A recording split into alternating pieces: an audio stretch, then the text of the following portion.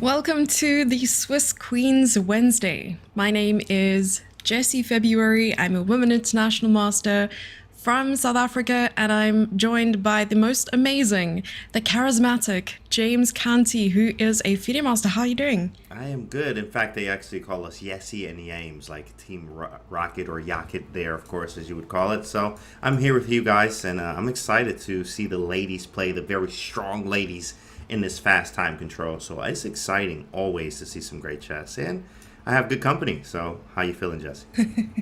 Yeah, I didn't see your name on the players list there, James. You know what? Yeah, this one I just didn't want to play today. In fact, actually, I didn't see yours either, but maybe it was more of like you wanted to give everyone else a chance. I think.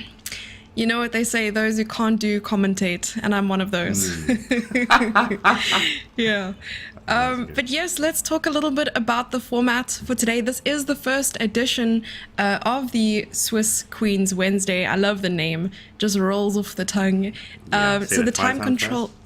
Yeah, the time control is 3+1, and it is Blitz. It's a Swiss pairing, and we have some of the top names, which we'll be talking about in a moment. So the tournament will be every Wednesday at 5 p.m. Central European, which I think is a little bit too early for James. I think he's still sleeping in at that time. But yes. Shall we talk about the participants? I'm so excited. Oh, absolutely. Of course, as you see on the screen there, very, very strong ladies there. Very, very strong ladies. I know all of these names, in fact, except maybe a few towards the bottom there, but the top up there, yeah, there are forces to be reckoned with. Do not mess with these very strong ladies there. Yes. Indeed. We have, I believe it is the current, is it Rapid World Champion Valentina Gonina, or is it the Blitz World Champion? I think it's Rapid, but I know Blitz was also Bibisara as well. It was in there. I was like, wow, they got Bibisara, they got then Blitz time control. I don't know who's gonna win it. You got Paulina Shuvalova, like I know about her. Okay, Yes. so it's very, very strong competition here, very stiff, and I'm excited to see how they play. Indeed, we have two grandmasters, Valentina Gonina, as you mentioned, and Nana Zagnitsa, who I've been following for years and years. I know she's a really, really strong player. We even have on the top, let me just count, 3, 6, 9, 10. Top 10, we have Atuza, who is Hikaru's wife, I believe, and another strong player, Dinara Wagner, who I think I've only seen recently play in some of the top events in the world as well. Who do you think's going to win? Who's the favorite? What's your bet here? You know, Nana is she is underrated. People don't talk about her as much anymore, but like when she plays, she plays. Okay, so that's when I was actually out in Dubai, saw her playing. She was playing stupid strong chess, so it was very, very good to see her play. Or maybe it was Kazakhstan, but one place we were where Nana was, I was like, wow, she's playing really strong. But of course, she's a grandmaster. Of course, what else do you expect from that? And not just, she's a GM, like real, like GM, So you have WGM2 as well, WIM. These are all great titles, but she is literally GM, the highest you can get in chess, and it's very strong. And Nana's very, very good. So I think she's underrated. Also, Paulina Shuvalova, I think she has one GM norm, something like that. She's underrated as well. Okay. So those are our heavy favorites. We got a Dutch here. What you know about this? The Dutch master. Yeah, the Dutch defense. You don't see that often enough, I think.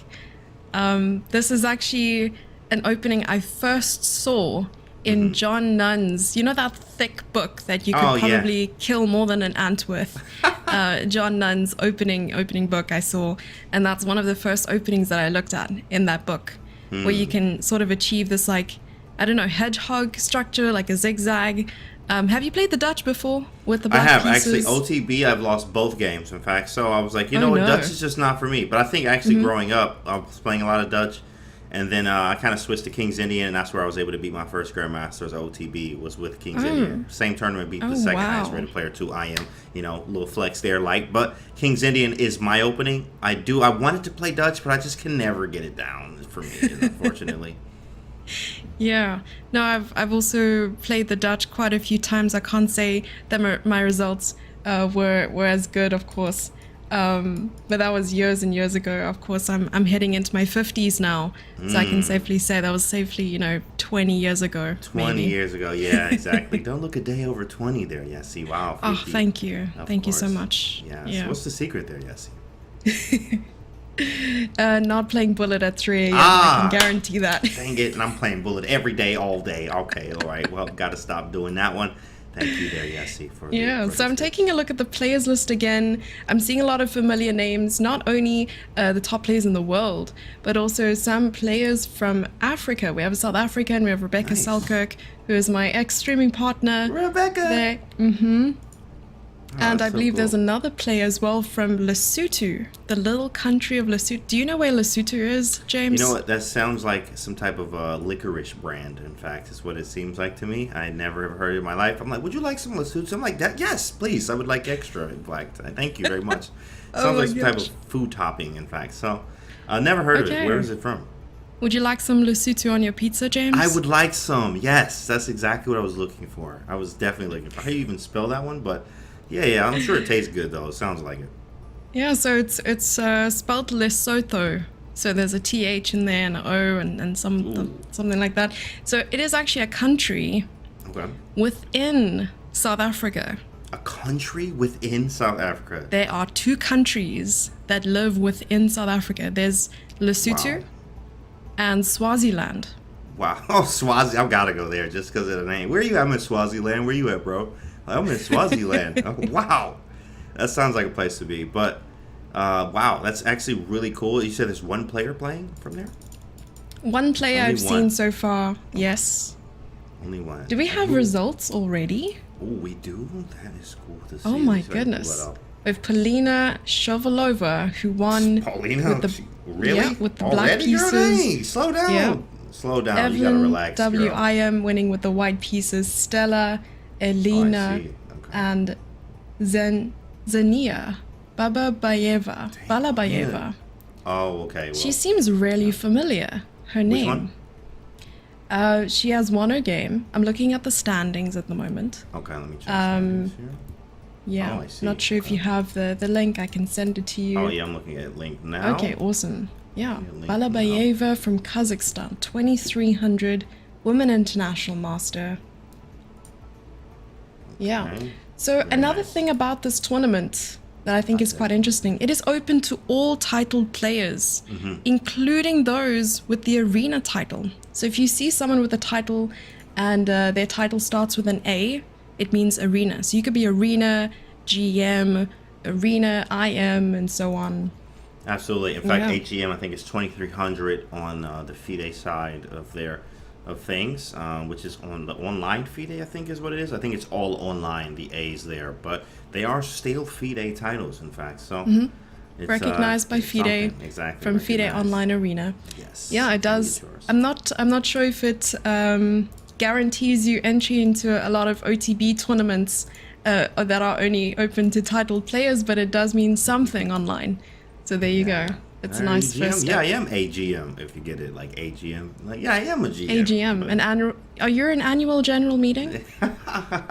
Well, annual general manager, in fact. Manager, That's what okay. going with, in fact. Yeah, Yeah. annual. Very annual.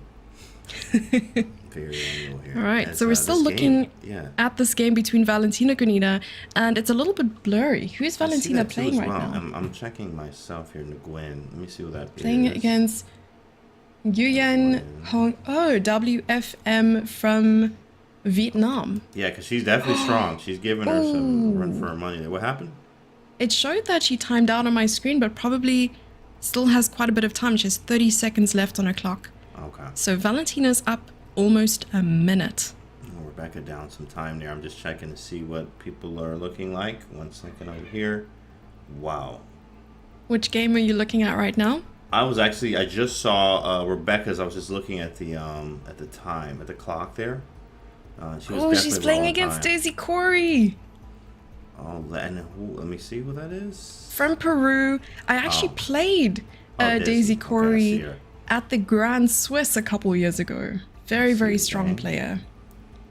Yeah. Oh yeah, this is tough for her. Wait, she's only down. Oh, she's only down. Okay, but hey, anything can happen. Anything. Yeah, that's a check. That's gonna be a mean check. But King H6. Yeah, she's out of the way. Knight F7 doesn't work. Yeah, she just takes. Good job. Looks Yeah, like Rebecca she's may go down in converting. this one. Yeah, may go down in this one. A little good bit. for Rebecca. Let's go back. Yeah. So while we're looking at the other games, James, I would love to know from you. what are your goals for the new year? Also, great Happy New Year. I don't think Happy New we've Year. had a chance to speak since last year, which seems like eons ago. Forever, right? Exactly. No, goals for me is definitely hitting the international master title and then going further from there. So I got a lot of invites this year to go to places. I've dropped my Chessable course that has done absolutely ridiculous. Congratulations. So I'm working on 2 more already. So Whoa. those are nice. Yeah, it's very, very good. So life's been good. But definitely hitting international master this year, taking my fitness to a new level, and inspiring others. So what about you? Yeah, I was gonna have some follow-up questions there. What's next? Like which tournament are you playing next? And it's amazing that you have such immediate goals, becoming international master. Do you have norms? No, I was very close. I've already gotten 6.5. You need 7, believe it or not, out of 9 in certain sections. But I got 6.5 plenty of times. So I'm like so close. So it's just now a matter of time of just getting it and going to the right tournaments to give me those opportunities. I don't want to play to some of the same players that you play all the time. You got to play different stuff. So you got to be selective, is what one of my coaches said. That's true. I always heard that. Some people will say that you have to play as much as possible. And others will say you have to be very selective. Correct. Be smart about it. I've played enough chess these days that selective's the way to go this time. Yeah. What do you got? You going for FM this year? I am, yesy. I am already a woman international master, but I'm woman grandmaster elect, which means that I need a rating of 2,100 in order to. Yeah, in 2021 I won the continental championship, so it does put me on the map there a little bit. But I'm seeing one more player here from Africa, from Nigeria, named Perpetual. She actually has her own little chess school as well in Nigeria, promoting, chess for the younglings and so on. So that's really cool to see her playing in this tournament as well. And she's on 1 point. Yeah. That is awesome. So there are 40 seconds between games. So once all the games are completed, they have 40 seconds to catch their breath and start again, jump straight into the next game. I'm also seeing Sabina Fozia, who is a streamer on Twitch from the USA playing WGM. Where do you actually see the live game? So I am on the link we have, but yes. Where is live games part? The live games. I realized that's scrolling up, so it is a little bit of a labyrinth, but that's just because we're new to the platform. Correct. So if you scroll up, you should be able to see the games. I'm not sure if you can. I can scroll up here. See live. Interesting. I'll play around with it here till we find some things. But yeah, I can see usually the pages. I can click around and see what page to go to. But maybe they don't move them up yet. Okay, how many games are left? I am checking at the moment. Perhaps our behind-the-scenes magicians will be able to help us in finding out. So far, I can see maybe 4 games. Okay. We're going into round 2 already, it says. Wow. Round 2, baby. Okay. Yeah. Taking us by surprise, but also we're not complaining. We love to see some chess. Alrighty, and what opening is this? This James. is almost a Jar Jar Binks London, a.k.a. Joe Bava London. In fact, I dubbed it a Jar Jar Binks, of course, because we are Jedi over here. And this type of London will help you do that. That is actually with a knight on c3, not d2. So this is what you have as a regular London, which we do not play around these parts. So this is a regular London system. And, it's fine, I guess. But the knight on c3 is where we want to have it there, yes. I have a very important question for you, James. Yes. Why are you an advocate of the regular, the Jabava London as opposed to the regular London? It's more aggressive. The knight on c3 changes literally the trajectory of the game. So you can actually play more aggressively with knight to b5s and etc. and things like that. I understand. All right. Yeah, I've often played the London system, which I shouldn't actually be saying because I throw so much trash on that opening. But then I've tried the Jabava London once. It went quite well. I lost the game, but that's just because my middle game sucks. Was but this over the board, opening or? Over the board at the African Championship last year. Yes, I know. Okay, we got to check that. Surprising. Game. Yeah, but the only problem is your course wasn't out yet, and so I blame it on that. Yeah, that was the only reason why. Only reason. Yes, yeah. Indeed. The London has its aspects. It's fun. The Jabava London with the knight on c3 lets you have opportunities with putting a knight on b5. You can play very aggressive, and it's creative. I'm a creative player, so my opening choices are, Jobava London. I love King's Indian. And then now these days, I even like an Alekhine or one E5. So these are very, but the E5 lines are not like regular things. There'd be more second main sideline type stuff. So you can just take them out of book. You don't want to play this theory all the way to move 40. You know what? I remember, speaking of theory here, I remember Geary said something. This was like years ago. He was like, Geary was like, yeah, I'll move 32. There was a novelty. And I was like, bro, what do you mean? Did you understand what he said there? Move 32, novelty. Oh my that's when I goodness. understood theory was a different level. Okay, yeah, I don't even remember theory up to move 15, and he's talking about a novelty on move 32. He's like, yeah, this is all theory. And there are even positions where, you accidentally blunder your queen and you're like, yep, still theory. But he's actually taken that to another level. And we have a result in round 2 already, just mere seconds after the start. Valentina has won her game against WFM from Brazil, Stella Willemstein. Man, yours comes in faster than mine. I realized that refreshing the screen helps. Really? Okay, let me refresh. That is what it is. Refresh. Okay. Dang, she's going crazy. Did she win the first one too? Gunina? Let me go check the standings. Gunina won her first game. She's on 2 out of 2 at the moment, I believe. Yes. I think she's number 1.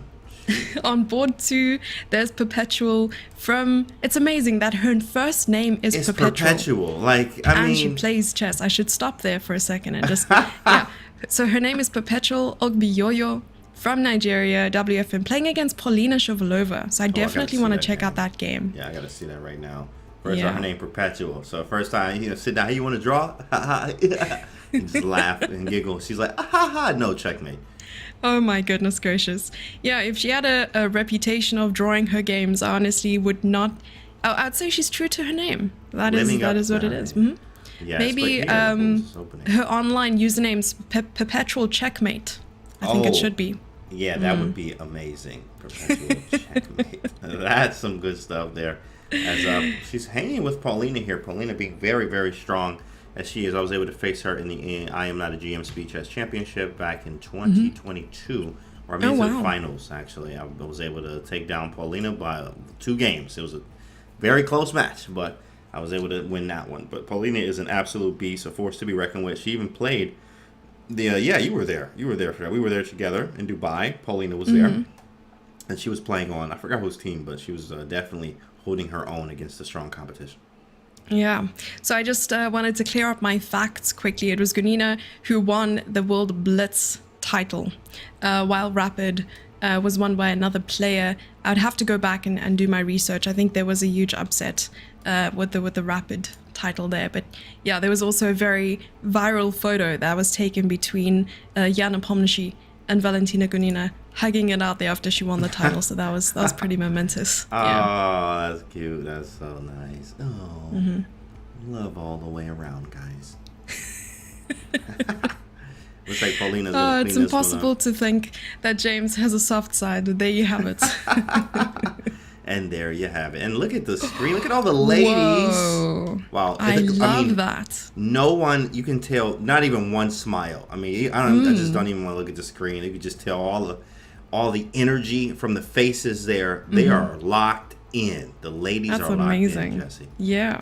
And that is a Google Meets call where they have all the players just for fair play measures. But it's also amazing to see them on stream, live, because we're seeing the moves, but you can never really feel the emotion of the game until you see the players themselves. So that is quite nice. A nice addition, nice touch by World Chess there. Absolutely. Okay. Yeah, very nice. Very nice.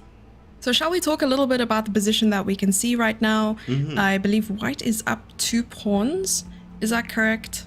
That looks 3, 4, 5, 3, 6, 7. 2 pawns is correct, and now a third there. And now a third. It says I'll take all the gumdrops. Oh, rook takes E3. Amazing. I don't believe in it though. Going for perpetual check. takes. There's gonna be King H1 there, and then a very beautiful one after. Wait, is there? Nope, there is no Queen C1. I don't Queen think there is a perpetual. Knight G4. Oh my goodness. Oh, but it doesn't work. No, it was King G1, Queen F1. It didn't work though. It was close. It almost worked. Yeah, Queen F5. Oh, I see. Okay, I see that. Ooh, wow, look at the little king. That's a really cute animation. Yeah, the king goes on its side there. It's like, So that was board 5 between Evelyn Wagensch. I am so bad at pronunciation, but it seems like a German surname. I should be good at this. I speak Afrikaans. I should know these things. Yeah. And Liu Thiao Nguyen Pham, who won that game. That was an amazing try there with trying to get a perpetual check. I think she just realized, being down 3 pawns, you got to throw in the kitchen sink. If it doesn't work, oh well. You're still worse off after that. Yeah. That is correct. In fact, I had one game over the board. I was playing a GM. I knew I was lost anyway, but I played the last trick type of thing that you play online. I think online gives you these type of things where you just play that move where your queen's hanging, and hopefully they don't see it, obviously. But you can also do that over the board, just in case they are not seeing it for whatever reason. And of course, queen was hanging, and I just threw it out there just to see if he was going to take the queen. If he takes the queen, then cool. If he doesn't, then I take his and win the game. But obviously, he took the queen. And we don't talk about that game. So, it happens. It happens. You got to throw everything you can at them. Yeah, and there's someone in chat that says, just play the games you can win. Easy. Are you in YouTube chat or Twitch chat? Yeah, big shout out to Twitch and YouTube chat joining us today. Thank you all for being here. There was actually something I wanted to say. Yes, I was broadcasting a tournament in January. Another question I got is, why aren't you playing? Why are you broadcasting instead of playing? I mean, yes, I wanted to promote chess a little bit in South Africa, something you never really see, and you don't really get to know the players either. So the one line I even used, with James earlier before we started the broadcast is, those who can't play, commentate. And even during the prize giving, they were giving me a little bit of a care package to say thank you for what I was doing. But all in all, I said, I didn't lose one single game that tournament. That's right. I didn't lose a game. That's because you can't lose if you don't play. If you don't play, you ain't got to put that out there. But, at the same time, yeah, of course, I didn't lose a game. Like, did you win a game? Well, no, you didn't. I mean, it's all good. Hey, how's the weather? Just change the subject. Yeah, you gotta just change the subject. Right, so we're waiting for that 40 seconds between round 2 and round 3. This tournament is going a lot faster than I thought. And at the moment, they already have the auto display of the top 3 places. There are a lot of players on 2 out of 2, but at the moment, there's Sabina Fozier on 2 out of 2 in first place, WGM from the USA, Paulina in second, and Bodnaruk Anastasia. That's right. There you go. There we go. I'm getting there. International Master from Russia. Yep. 2295. What's our Twitch channel? Twitch.tv. Oh, I think it's World Chess TV. Okay, got it. World Chess TV. I typed in World Chess and I was like, I cannot find it. But yes, here we go. I had the same problem. Okay, I love that graphic. Nice. I was telling the organizers of this event, that beautiful graphic of the Swiss Queen's Wednesday. I don't know if you saw the hand drawing. I would totally wear that on a t-shirt or a hoodie or a cap or something like that. That would be nice. I mean, it definitely takes second place to your logo, calculation over everything. But I'm just saying just that there. Pushing it out, of course. Shopcandymerch.com, absolutely. COE, yeah. I'm still, this is me secretly still waiting for my merch, guys. But you know what? Send me what you want. Yes, just put it in Instagram message. Send me what you want. We'll get it out to you very quickly. Indeed. Okay, so they've started round 3. This is, what was this opening? Oh, no, never mind. The C, I don't know. It's very strange because now the C pawn's on B5. What is this? It's like a bank. Let me go back. I will find this game real quick. So this is Alnaz Kalia Kmet versus Anastasia Travkina. I think it's board 7. I might be wrong. Okay, so I'm going to go back and just see what opening it was. It was a Benko gambit. It was a Benko with A4. Yeah, this is actually the best line. What White is playing is sort of the best way to play against Benko. I've had a draw and a loss OTB with it, so it's not the greatest. A draw, yeah. So you played with the black pieces. I did. I played a Benko myself. I'm just a creative player. I've tried almost everything LTB. So King's Indian is just the one that works the best. For So my style. yeah, I have a book on the Benko Gambit, and it's You have a something that I book? definitely I have several books on the Benko Gambit. Oh wait, did you And- like write the books or like you have them? Oh, You know, the way you I've said it, I'm written- like, wow. I've written books before, but I don't so think they're cool. for the public eye. I think they're more like journals, you know. Dear diary, today the sun came up. But you know, we're not going to talk about that. So Yeah. the Benko Gambit does have, I mean, several books being released, and I always Yeah. took interest in stuff like that because they're so tactical. Right. But I found that the book was so intimidating that you start it, you want to play the opening, but actually getting yourself to play it is so difficult. Do you Yeah. have a whole shelf of books that you don't tackle? You know what? Yeah, actually, hard copy, yes. Chessable, no. It's a little bit different. But online books, I've read almost all of them. But yeah, I have hard copies that I just open it, and I do not open it anymore. In fact, after that, I have actually right now, I have a computer with 3 chess books under it. So it's just that's how I'm using one of my stands. Hang That's how I on a power do second. it, and never went back. Okay, I'm about to expose you here. Uh-oh. What books are you using for the purpose it was not intended? Ah, ha, ha. Okay, well, one of them is Encyclopedia Combinations, but the 5th edition, which is really crazy. In fact, some of the tactics be 14 moves long. And this is why I have it there, because some of the tactics are ridiculous, so I have the online version, which is easier. The second one is Play the Roy Lopez by Andrew Greet. That's a book I don't even want to use That one anymore. we can excuse, that's You know fine. what I mean? And then one I like to look at because it's my grandfather, like it's my ancestry. It's just, you know, I always feel the power, the energy, which is My Life in Games with Mikhail Tal. You can see the resemblance, right? You know, you see it in the face. Yes, you say that he's your uncle, right? Grandfather, Uncle Nesmedino. He's your grandfather. Sorry, I shouldn't give away your age like that. Thank you.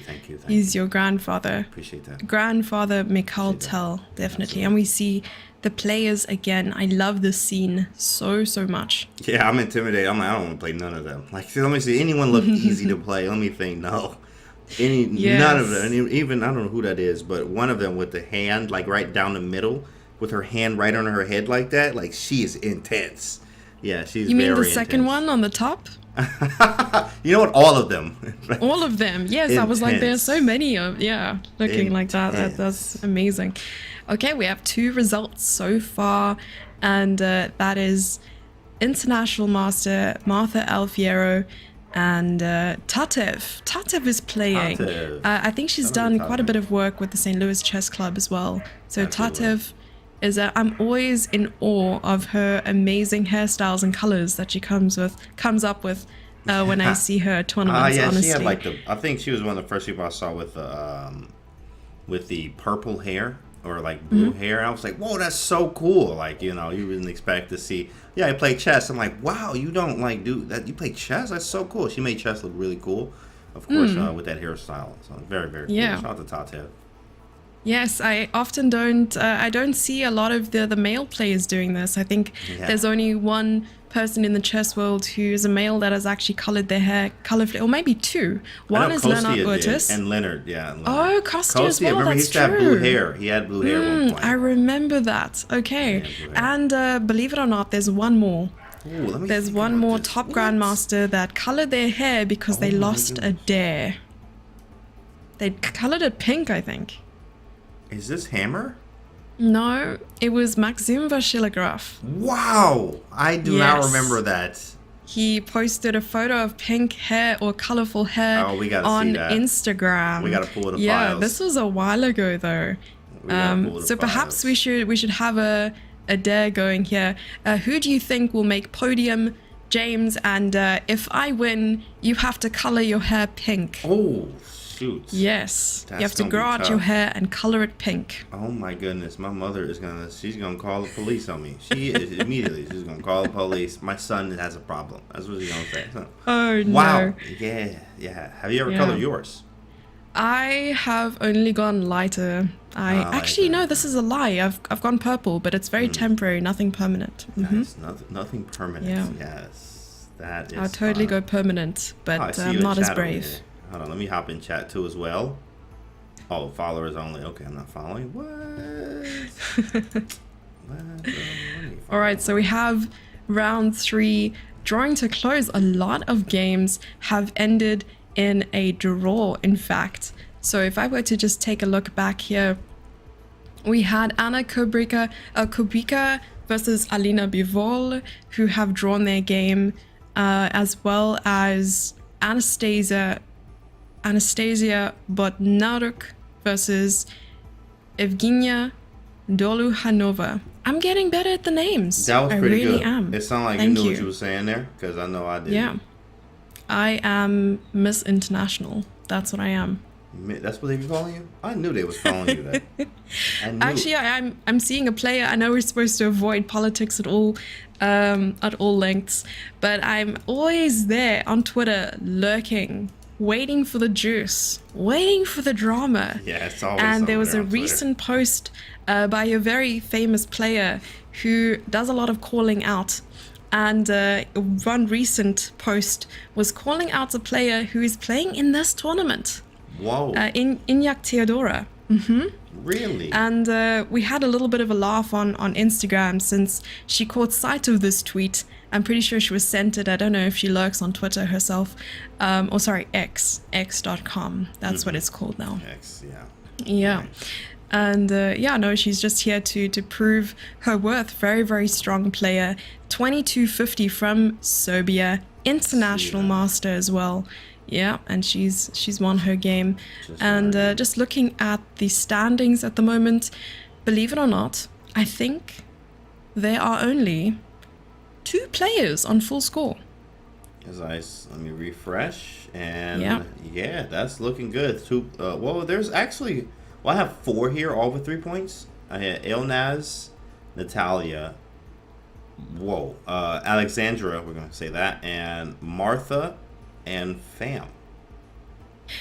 Is it showing you more players? Yeah, I see on 4 3 players on 3.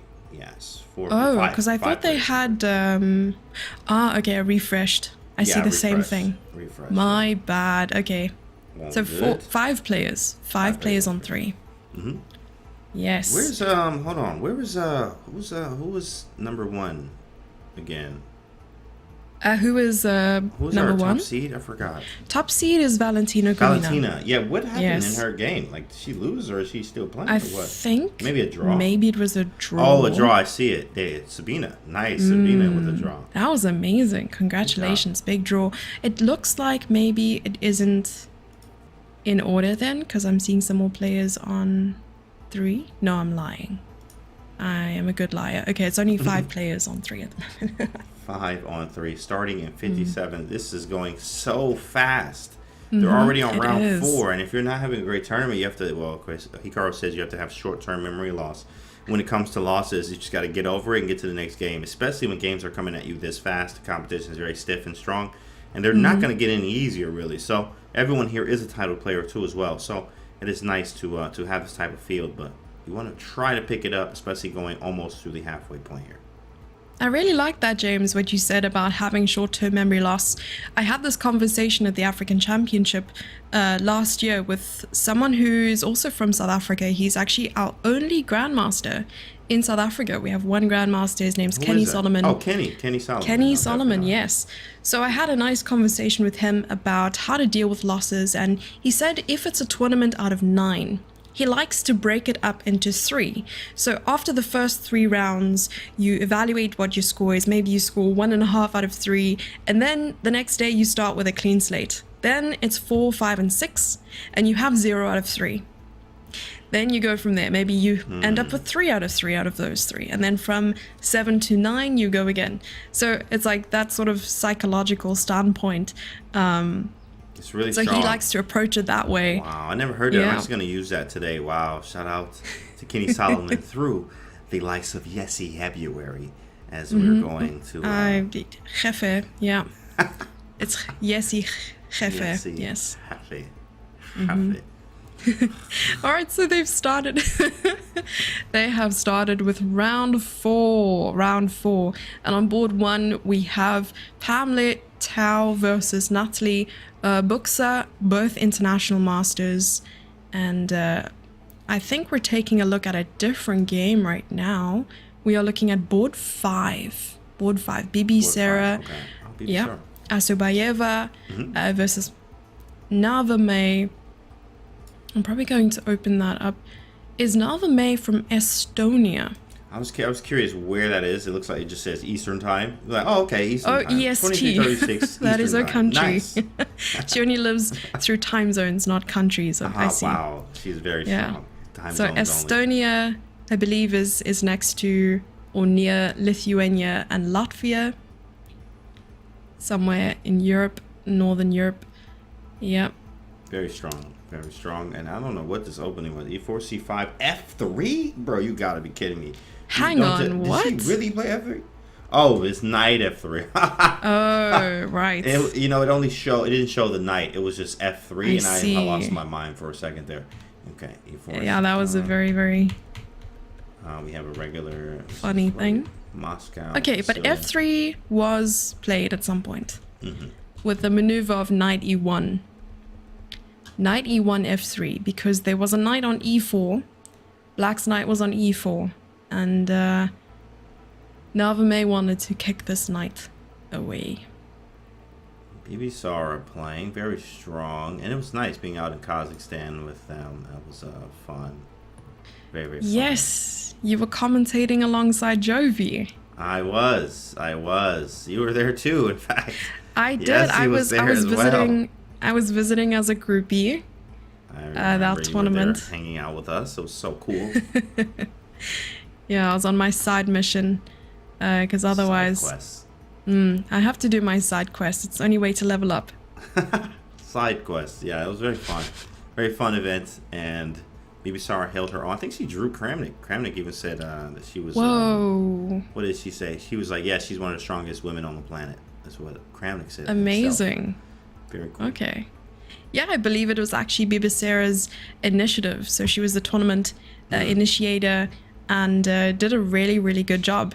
It was well received by everyone as well.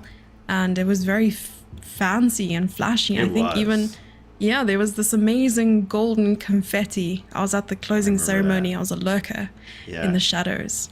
It was very fun. And LeBron Aronian was able to take it away and win some cash there. Yes, LeBron, of course. Yeah, LeBron, always LeBron. Very nice. Yeah. You know, when we were in Dubai, James, and you were calling Levon LeBron, I asked him to make a dunk motion, and he ended up doing that. I saw that. So we have that on camera, made a gif out of it. I saw that. Look at LeBron Aronian himself. Whoa, knight takes C5. Ooh, that was a sick move by BB Sara. But okay, takes and B6 hangs. Okay. Yeah, we took a short moment to take a look at the players real quick, and knight takes E5. So there was a knight on E5. Oh. There's knight D3 incoming. B6. I think black's slightly better. Knight D3 is really annoying. There it is, knight D3 on the board. Yeah, it's an annoying move. How do I even handle this? I don't know. Maybe G3? I don't really want to play that though. Do you think it would be better to bring the queen back? Maybe queen D4? Queen D4. It played beautiful, but then queen C4. Okay, rook D1. But again. But okay. But again. Would you exchange queens maybe? I really didn't want but you to, can't because then you have to move the knight. Exactly. I see. And E6. I suppose. Yes. No, that doesn't work at all. I think it's level. Engine standards, it's like, oh, it's equal. Like that's what I think it is. Because the same amount of pawns and like, okay, you may win one, but then I'll get one back due to activity or initiative I may have. Okay. But okay, the clock is a piece as well. Ooh. And Narva has 21 seconds versus BB Sara's 1 minute. So she's kept, the time now for the endgame, which is very, very valuable time. And, players are playing on 1 second increment, which feels like almost nothing. It actually is nothing. I remember playing Bullet when this was in the I'm Not GM Speed Chess Championship first year, where I was holding my own with Levy all the way up, and then I lost in the Bullet portion by like 3-4 games. And that 1 second is not in real time. It's just not enough time to make any real decisions here for that. But White has the initiative. There's a check. King to Queen D4 instead. There was I was going to King D2, but Knight D3 would have been GG. White may have some slight initiative. James, 16 seconds is not Bullet. It's not. It's Hyper Bullet. No, I'm just teasing you because you were talking about I'm not a GM Speed Chess Championship, and so, yeah. Yeah, that was fun. That was a fun event. They changed it up. I'm glad I didn't play because of I improved myself. Like I was able to take out a few players. Wait, is that a piece? I was Queen looking A4, at it. Queen A4, only move. But you just go check, no? I got it. You have to. Oh wait. Oh my goodness, Rook A5. Oh my goodness She is gracious. in some trouble. 9 seconds on the clock though. Wow. She's in some trouble. What a Maybe start find. thinking. Yeah, what That a was find. so impressive. That was sick. Oh my goodness. You take it, there's no check. Ooh, that's There's nice. no check for black. This hurts. This hurts. It's definitely hurting black Now here. you just exchange. But you gotta if stay you up on can. time. Queen E2 going for Perpet. She says Perpet Oh, what? nice. Queen Perpet F3 what? hitting the knight. Rook C3 hit the queen. Oh, you go Rook C8. You go Rook Rook C8. C8. Oh, and Queen C2. Oh, that was nice. Now she has it. Queen C2. Now it's just Queen C2. You are right. Strong. Is this very resignable? strong. I mean, with the time on the clock, anything can happen. And what's That's really true. annoying what really annoys you about this time control is when you're losing and then you're like, Yes. stupid 1 second increment. You know, you just blame it on the increment. Oh, 'Cause true. I And know you just I want do. to I'll flag be- your opponent. Exactly, because you can't flag him. You can't flag him. And she resigns. Oh, man. Oh, what a Tough game. beautiful ending, though. Congratulations to May. That was a big turnaround. Wow. Because we saw that, players were repeating moves just a little bit. And then there was this one tactic where if Yeah. Queen B6 protecting the knight, there was a Rook C8 check, picking up the Yeah. queen. Yeah, it was very Very sick. well spotted. Very nice. So I'm just going to refresh so we can take a look at the standings. But James's interface always refreshes better than mine does. So you can tell me how many players are on full score at the moment. I am going to check right now. It looks like only 3 have 4. That's funny. Only 3 have 4. Wait, what? Okay, so only 3 players have 4 points. That is Natalia Buska, Alexandra, and from Poland, and Marta Fiera. Marta, Oh, I was going waiting for you to crazy. pronounce her surname. Oh, you know what? Yeah, that's why I only said Alexandra, because From Poland. Oh, nice. Maltsevskaya. Yeah. That's very impressive. Getting better, getting better. I'm actually studying some Russian on my Yeah. Duolingo. 250 days Oh, into okay. Duolingo. You have to Yes. say it with the accent then, because it adds 150 elo. Dang, how you say it with the accent? Yeah, that's a tough one. We're going to have to go back to the lab. Maltsevskaya. Maltsevskaya. Alexandra Maltsevskaya. Yeah, that's very nice. I'm working on the accent part there, guys. But we do have 3 Indeed. on 4 there with some rounds to go, obviously. Mm-hmm. Nice. Very nice. We do round indeed. 5. All games are over. Round 5 starts in 5 minutes, actually. In 5 minutes. So players have a little bit of a break now. Is it after 5? Yes, 5 minutes, 5.5 minutes it seems. So perhaps our producer in the background can tell us if we too will be taking a break or we will be continuing chatting about the online chess arena and such. Yeah, so there is a total of 11 games in this Swiss Queens Wednesday. I love how they came up with this name, Swiss Queens Wednesday. I wonder if we can abbreviate it, James. Swiss Queens Wednesday. So let me see. SQW. SQ dub, you know. Make Are it you playing cool. in the SQ Derb? You playing that? That's exactly right. That's a very good American accent there. Very Thank good. you. Sounds like you're from the States there. In the States. From the States. Pretty good. I appreciate that. You're welcome. All right, so I was also looking at a little bit of information here, and FIDE is celebrating 100 years. Wow. It says here, International Chess Federation celebrates its centenary anniversary. Yeah. And that as part of the celebrations throughout the year, FIDE is planning numerous activities, including chess festivals, exhibitions displaying historical archives, documents, and chess memorabilia, tournaments organized all around the world, and many others. I really hope to be involved in some of this. I really would be traveling as a chess groupie. I've always wanted to be a chess groupie, you know? Yeah, of course. I mean, it's fun to be. I guess at first I was like that. I was like, oh man, Hikaru, like, oh my goodness, it's Hikaru. Now I can like text him, and it's more just like after you be around these guys for a while, they are people, half human, because the other half is like, how do you play chess like that? It's crazy. They're Like, so cyborgs. it's like exactly. So it's half a human, but it's pretty cool, you know, especially after you get to know these guys and these players. You still sometimes are struck, but you understand that, man, these guys are cool. Like, you get to learn something from them and try to learn something from each and every one of them if you can. Pretty cool. So if there's one chess player who you sort of had this pre-notion about, is there anyone who sort of took you by surprise the most when meeting them in person? That's a great question. Let me think about that. Someone I was surprised about. No one yet. What about you? Let me think about my answer and see if you have one. I have to think as well. That was actually something that... That's a good one. That's a good one. I think everyone has been exactly how I expected them to be so far. They've all been cool. Like, no one was, like, weird or, like, bro, come on, bro. Everyone has been very cool and down to earth. And, like, you know, but you can talk to them. They are people, and they like to talk back to you. Like, even that, you know. I think the Indians, actually, Arjun, and I think, actually, they're shy. I didn't think they would be as shy as they are. Like, I remember Prag we had and some time. Bukesh, I was hanging out with them. Those guys, they're really shy. Even Nihal as well. And I thought they would be more, you know, like, more vibrant, but...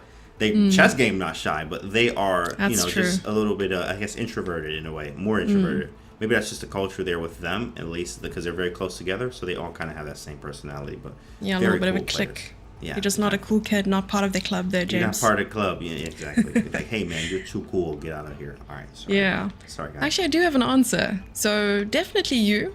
You're definitely cooler. Not cooler in person, but cooler on stream and stuff. And Peter, I think Peter's fiddler is very down to earth. Our master's fiddler.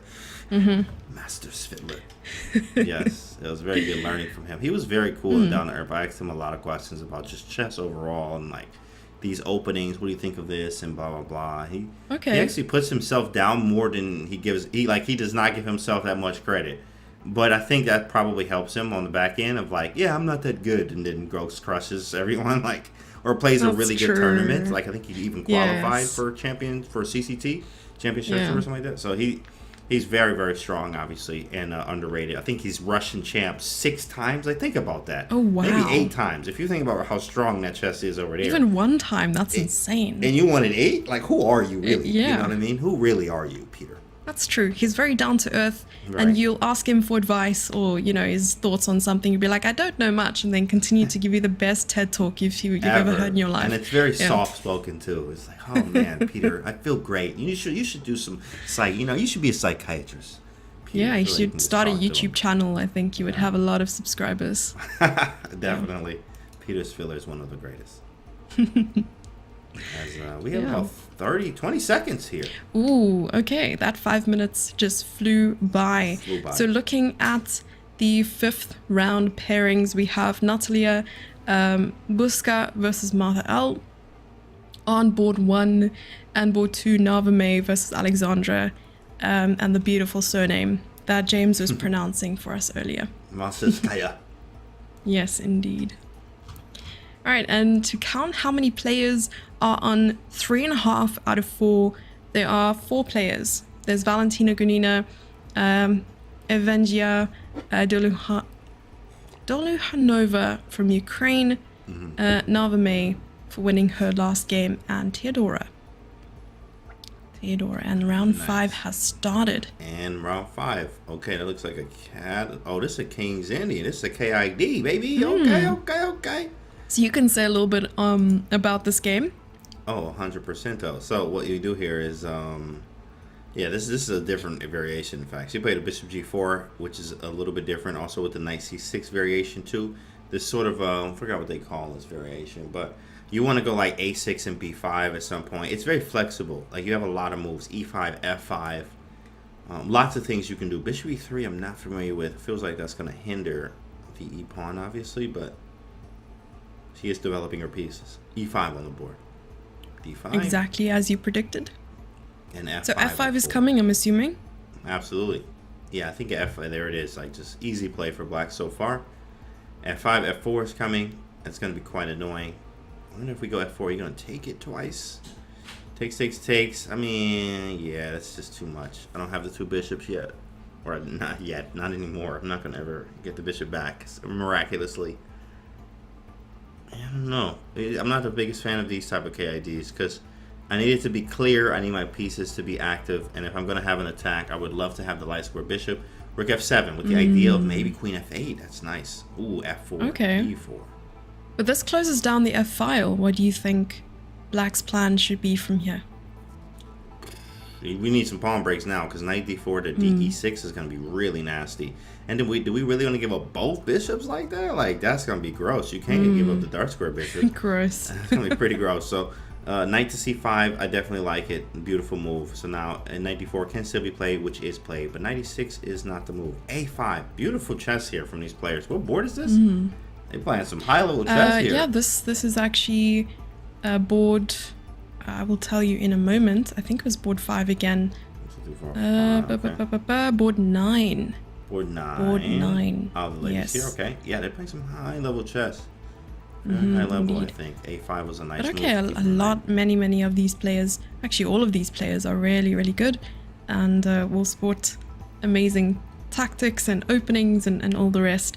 And there's actually something I wanted to ask. So you play the King's Indian defense. You said you've had some really good results, but as most openings go, we have someone who's a veteran at that opening and you sort of follow their games a lot. Is there anyone for you that plays the King's Indian defense? Absolutely. And you can't say Hikaru. Oh, well, Hikaru doesn't play it anymore. I guess that's his top level stuff. He doesn't play it anymore. He kind of gave it up in a way, but he plays more solid just to keep rating, which is understandable. You don't have to play for a win all the time with those type of things. But you play for a win from more solid positions. But I do like right now, in fact, either in the Tata Steel, as I was following all the games, the King's Indian was played by Donchenko. He was playing against everyone. He didn't care who he was. I was like, that's the type of guy I like.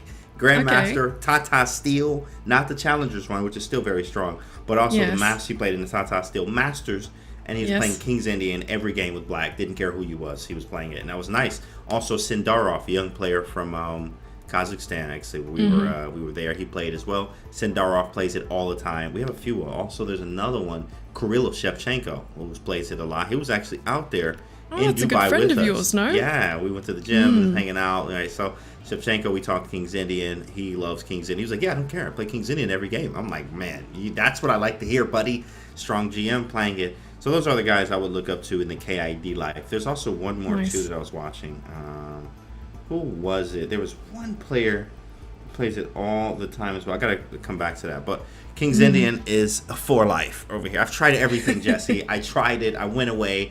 I actually beat Fabiano on video with the Queen's Indian. No way. Yes. A Queen's Indian. Yeah, because I a don't little E6, B6. Yeah, E6, B6, Bishop B7. You know, it's fun. But so you gotta watch out. English is annoying. You know, for the Indian players and the Indian openings. Indian openings, correct. Yeah. Exactly. I love how there's a current meme going around about the Indian players fighting for that #1 Indian spot.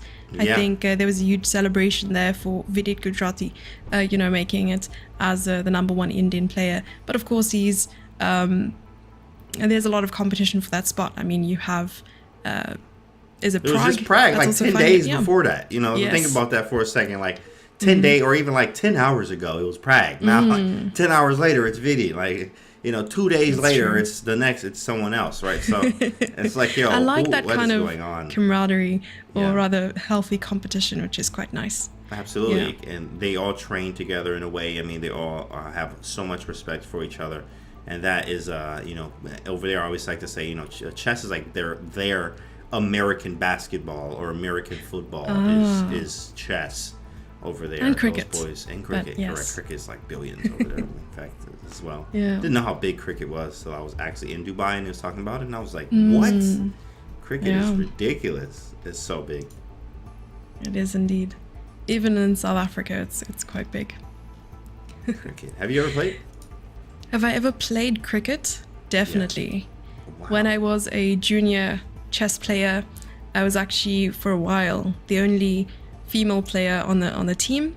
Wow. So it helped being a tomboy. I was wearing those army camouflage pants, the John Cena t-shirt, and then our team building exercises would be like touch rugby and cricket and all the Wow. cool things. Yeah, I was like one of the boys, you know? Yeah, one of the boys. Okay. You gotta that. be to fit in. I feel that. That's pretty cool.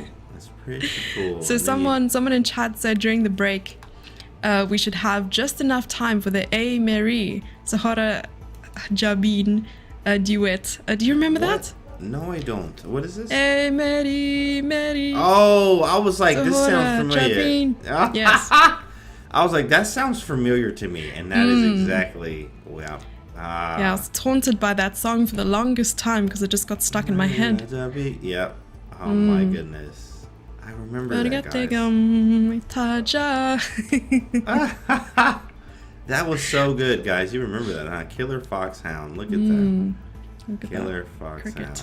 Cricket with the little power. Oh, I can see you in chat. We in here. We in here. What's up, chat? Hey, Giant Pixels. Hello. Killer Foxhound. Wish Za. Hello. What's up, Yes. guys? We are in chat. All right. So we're still taking a look at this game from round 5 on board 9 between the two players we were discussing, Anna Kubika and Zarina. This one This was is the king's. yeah, this is a win. This is just an automatic win. You just walk the king up, which she's doing very precisely. King e6. Very maybe. nice conversion. Wow.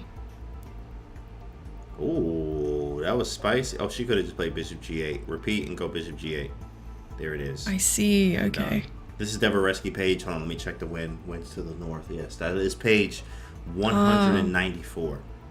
How's the wind strength? Yeah, the wind tells me what page it's on usually. It just depends on where the wind's blowing. Then I'll know what page Devereski is. You have the whole personality. Alrighty, so after round 5, we have 2 leaders on 5 out of 5 at the moment, and they will probably be playing in the next game. That is Alexandra from Poland and Natalia Buska from Ukraine. So that'll be an interesting matchup in the next game. And with a close third, only half a point behind, is Anyak Theodora, who we were talking about a little bit earlier, who's been performing quite well. She was also seen playing at the World Rapid and Blitz Championship. Very strong player, international master from Serbia. And yeah, and then after that, I think she is the only player on 4.5 out of 5 at the moment. Next, we have 4 out of 5, Martha L, and so on. So, Yeah, has your definitely idea good. changed of who the favorite is for this tournament? Right now, yes. In fact, I'm gonna go with Bushka because she's just on a roll.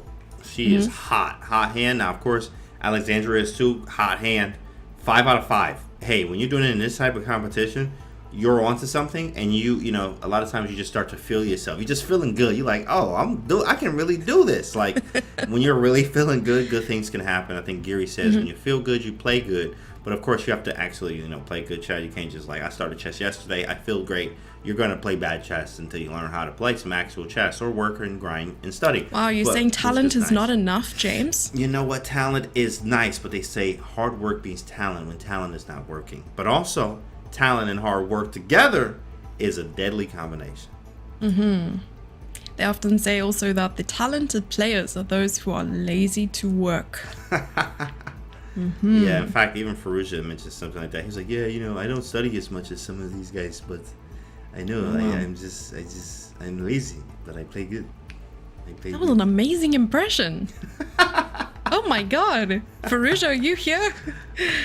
Wow. Yes. Yeah, I've been around for. Yeah, he's got this quiet French accent, Yes. With the key. Yes. Okay. Yeah, that's my guy. Very, very cool. Wait, you said Giant hot, pixels here, hot like- hand. Is like hot hand? Is that like a Hot is that like hand? That's a kind of- poker term or it's more like yes, it's like a poker hand. Exactly, where you have like the hot hand too, or even like the basketball too. If you're making a lot of shots in a row, that's like a hot hand type of thing. Or catches. interesting? Football, American So what would a football chess is. version of that be? That would be a hot piece, I guess. You got the Hot piece? pieces. That sounds very wrong. I mean, yeah, because the piece could melt or something. Like, why would it be Oh, hot? that too. Interesting. Yeah. All right, so gotta we're come up with gonna a chess move on term. from that. We gotta work on that one. We gotta work on that one. Yeah, and right now we have board 13 in front of us. Jacqueline Mora, who is an arena FIDE master from Mexico, versus Pam Leteo or Lethao. I'm not sure how to pronounce it, sorry for the mispronunciation, who hasn't spent a single second of her clock time Really? yet. Let me go to the game. Well, actually, no. For me, it says 3 minute 1 second, but now I'm looking at the display and it's 2 minute 20 seconds. Sorry, I should refresh. International master, and it's amazing how Jacqueline Mora is on board 13 right now, 1600. 1600, but I also realize there are a lot of players, so there is a chance that you could, you know, in the first couple of rounds play against someone who is you know, your strength, and then suddenly you have the same score as someone who's doing super well but is also high rated, and then suddenly you get a reality check. But you know what, anything can happen. It is a blitz tournament, 3+1, and upsets are looming. Also very underrated players, yeah. Of course, 1673, but nowhere near, in fact, the strength here, as you can tell in the game so far. No real blunders here. Pieces look good. G6 is nice with the bishop coming to G7. I mean, pretty nice, but I do like white here because of the holes in black's position. Like a knight can come into D6, maybe even F6. Very nice stuff from white. I mean. I wonder how you would stop that, because if you want your bishop to be on G7, you have to stop knight D6 as well. So probably you have to try to uproot this pawn that's sitting on E5, but it's sitting pretty. It's untouchable at the moment. Let me see. You'd have to prepare like F6. Oh yeah, F6. Ooh, that's gonna be gross. First off, fine goes like F6. What are you doing? Secondly, he is cringing in the background right now. F6.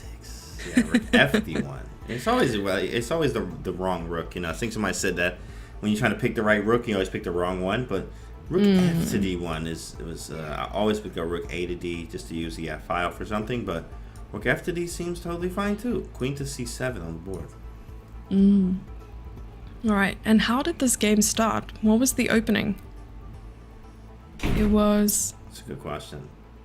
That was D4 knight D6 bishop. Oh, a London, but a regular London.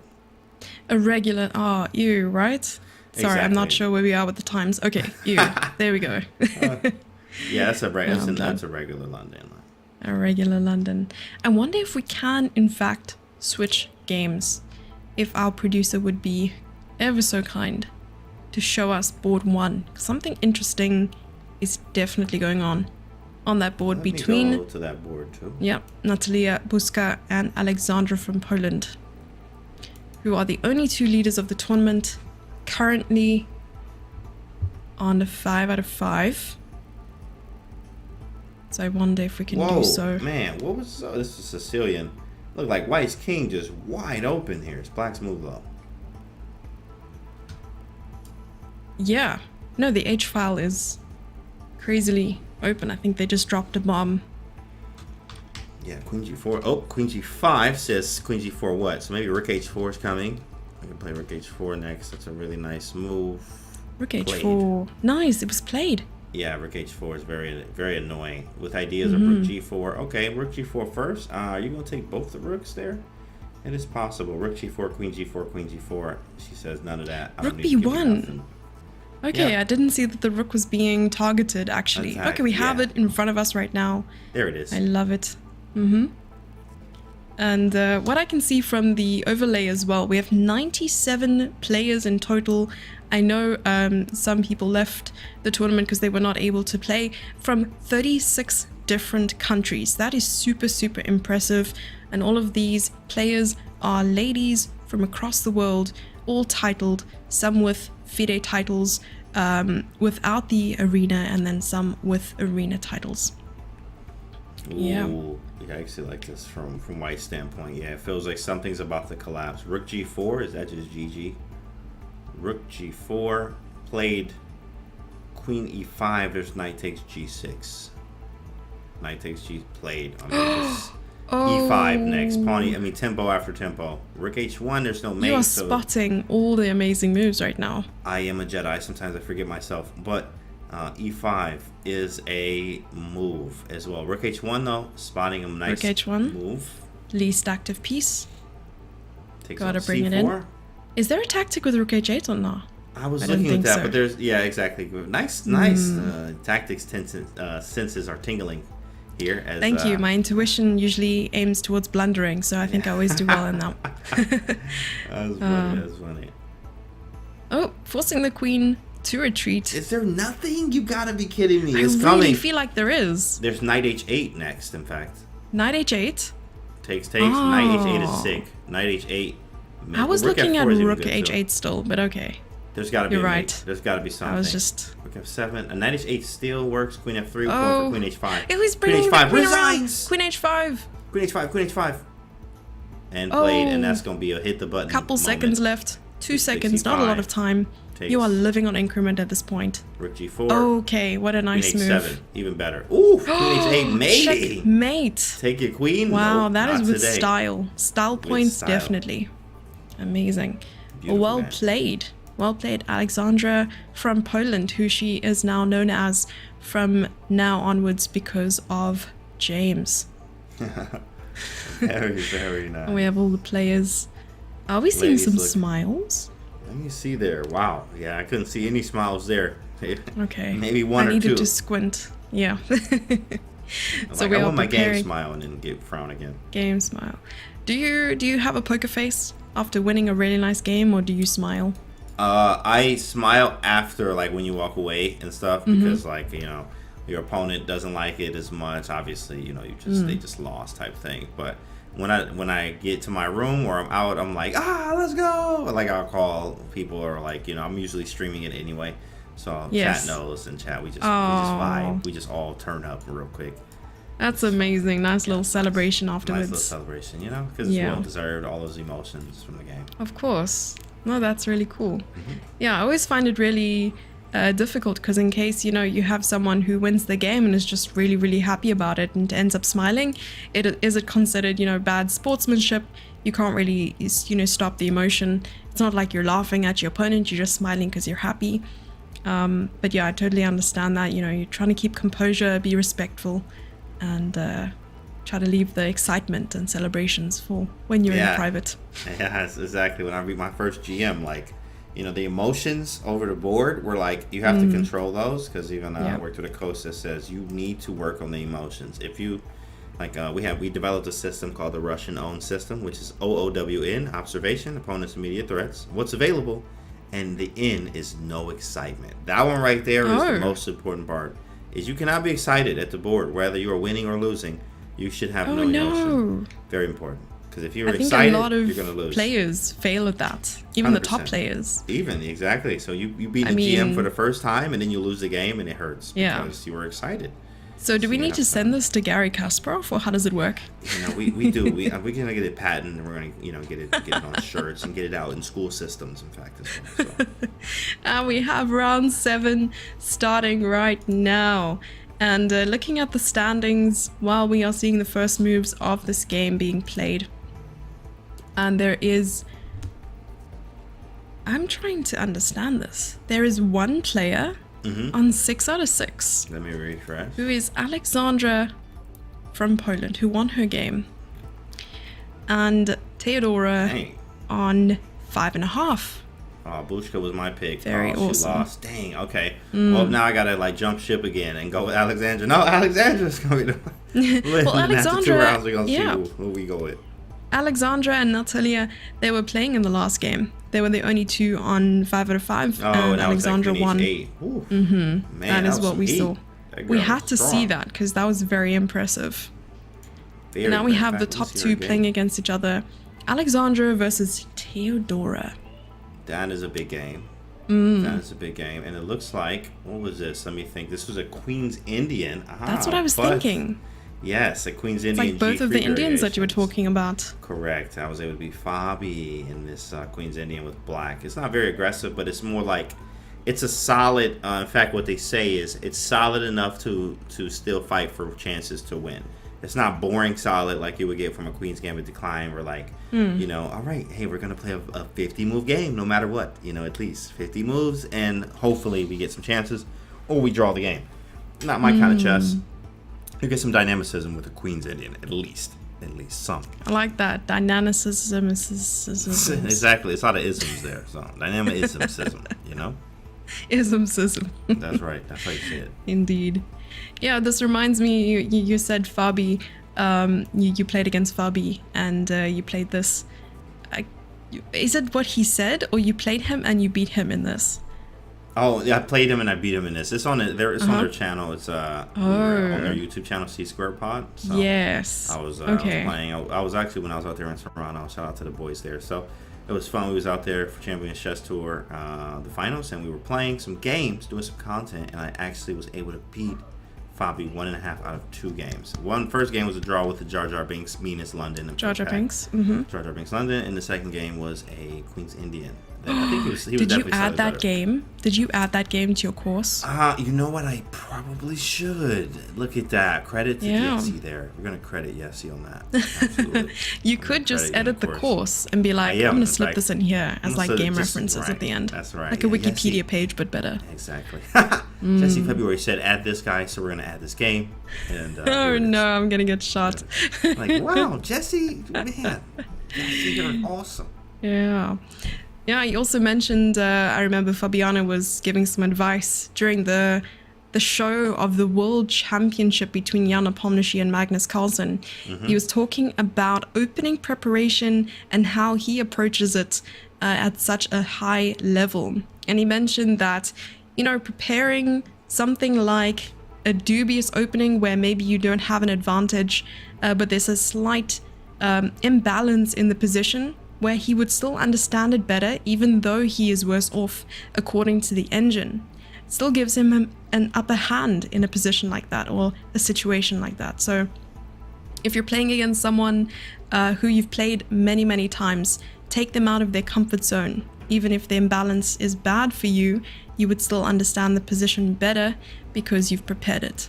I am definitely a big fan of that. In fact, I am the guy that actually, which I got this from Fabi too as well. I was actually doing this before I heard Fabi say it, and I was like, wow, that like helps me, gives me more reassurance on what I was doing. Is when I'm looking at lines, I like to choose moves that, for instance, when you have the engine on and you're looking at the engine, you can have 5 lines, sometimes more, but 5 lines that you can check at one time, and sometimes all 5 of them are the same, or one move 4 is like minus point.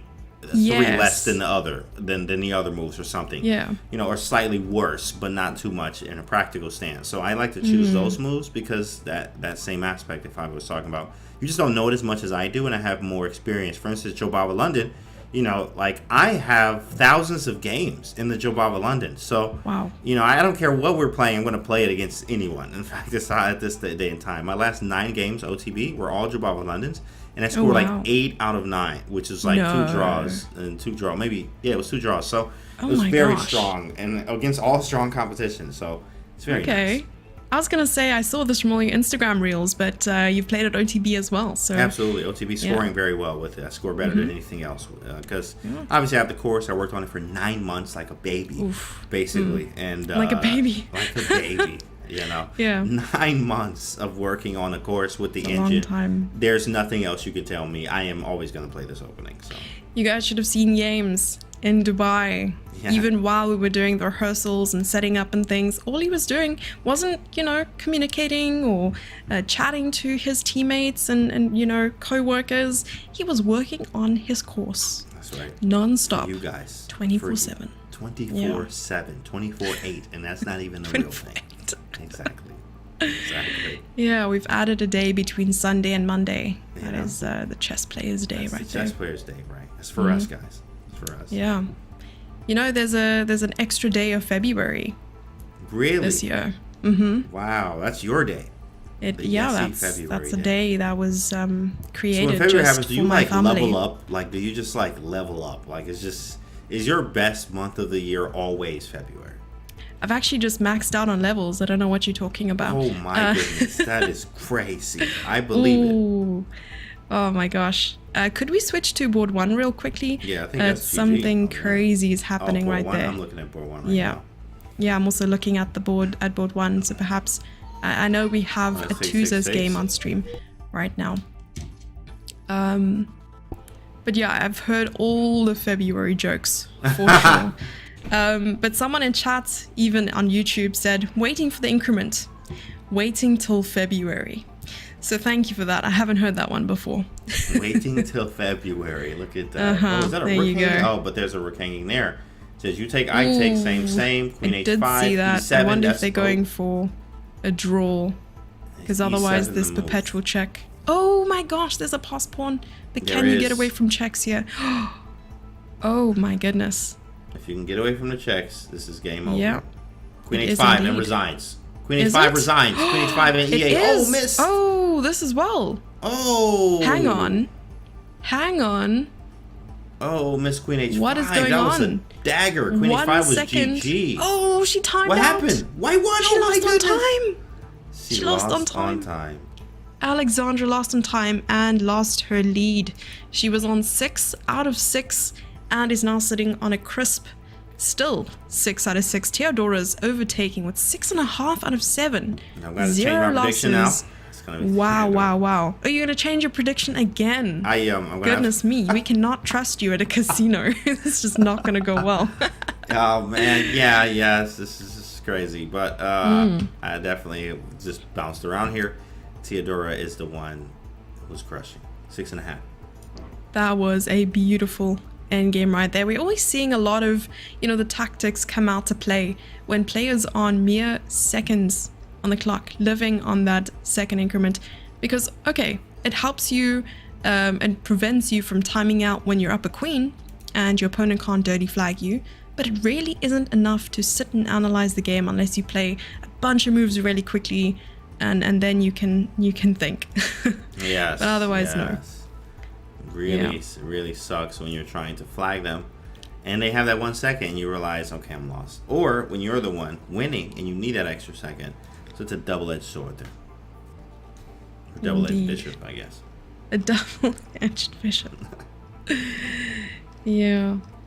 Well, they say that, I can't remember, I think it was the pin. The pin is the sword of the chessboard. Or something Ooh. along those lines. When I was coaching way back when, I made these little booklets to try and it's really tough starting out as a coach because there is a certain way that you understand chess concepts, but to try and teach it to someone half your age and still have them be interested afterwards, it's difficult. That's it's difficult. We got to make them fun, and then they're like, this is not fun. I want to go do something else. Okay, cool. Got it. You know what? Yeah, and they stand on the chair and then on the table and they throw Yeah. the pieces at you. It's lovely. Yeah. Oh, man. That's tough. Getting knocked in the head with a queen. Queens hurt, in fact. Especially the spiky ones. Like, they're dangerous. The spiky queens. Spiky Yes. queens, those are could be. dangerous, man. It's like, you can get hurt playing chess out here, man. You know that, right? It's a dangerous sport, guys. Chess is a dangerous sport. Be very careful. Oh my gosh. Yeah.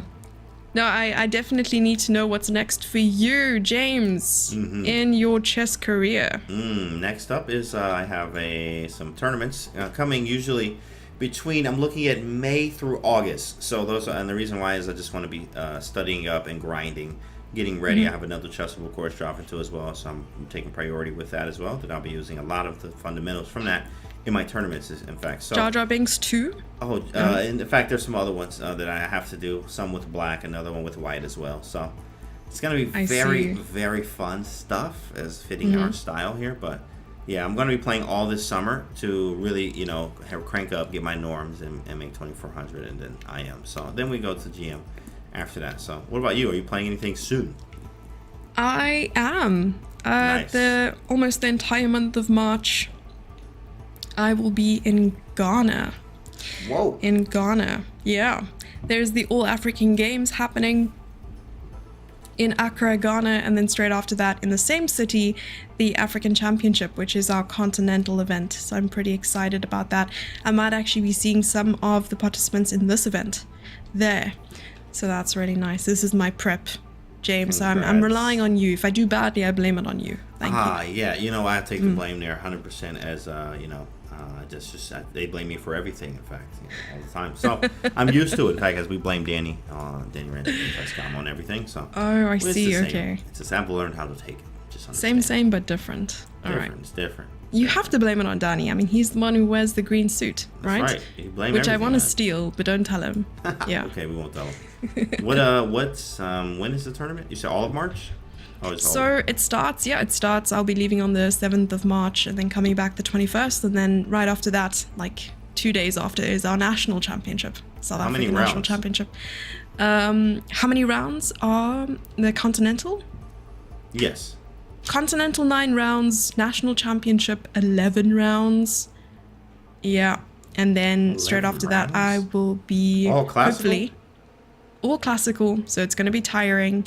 And then get this, 2 days or 3 days after that, I'm traveling again. I'm going to France. Wow. If all goes well. Yeah, I'll be playing in Paris in a tournament there. Okay, let's go. So lots of chess. Let's go. We're rooting for Yessie here, guys. In chat. Rooting for Yessie. Well, the excuse is the trip is more for my mom than for me. She's never been to Europe before. That's for mom. It's for mama. It's for mom. Yeah. Mom.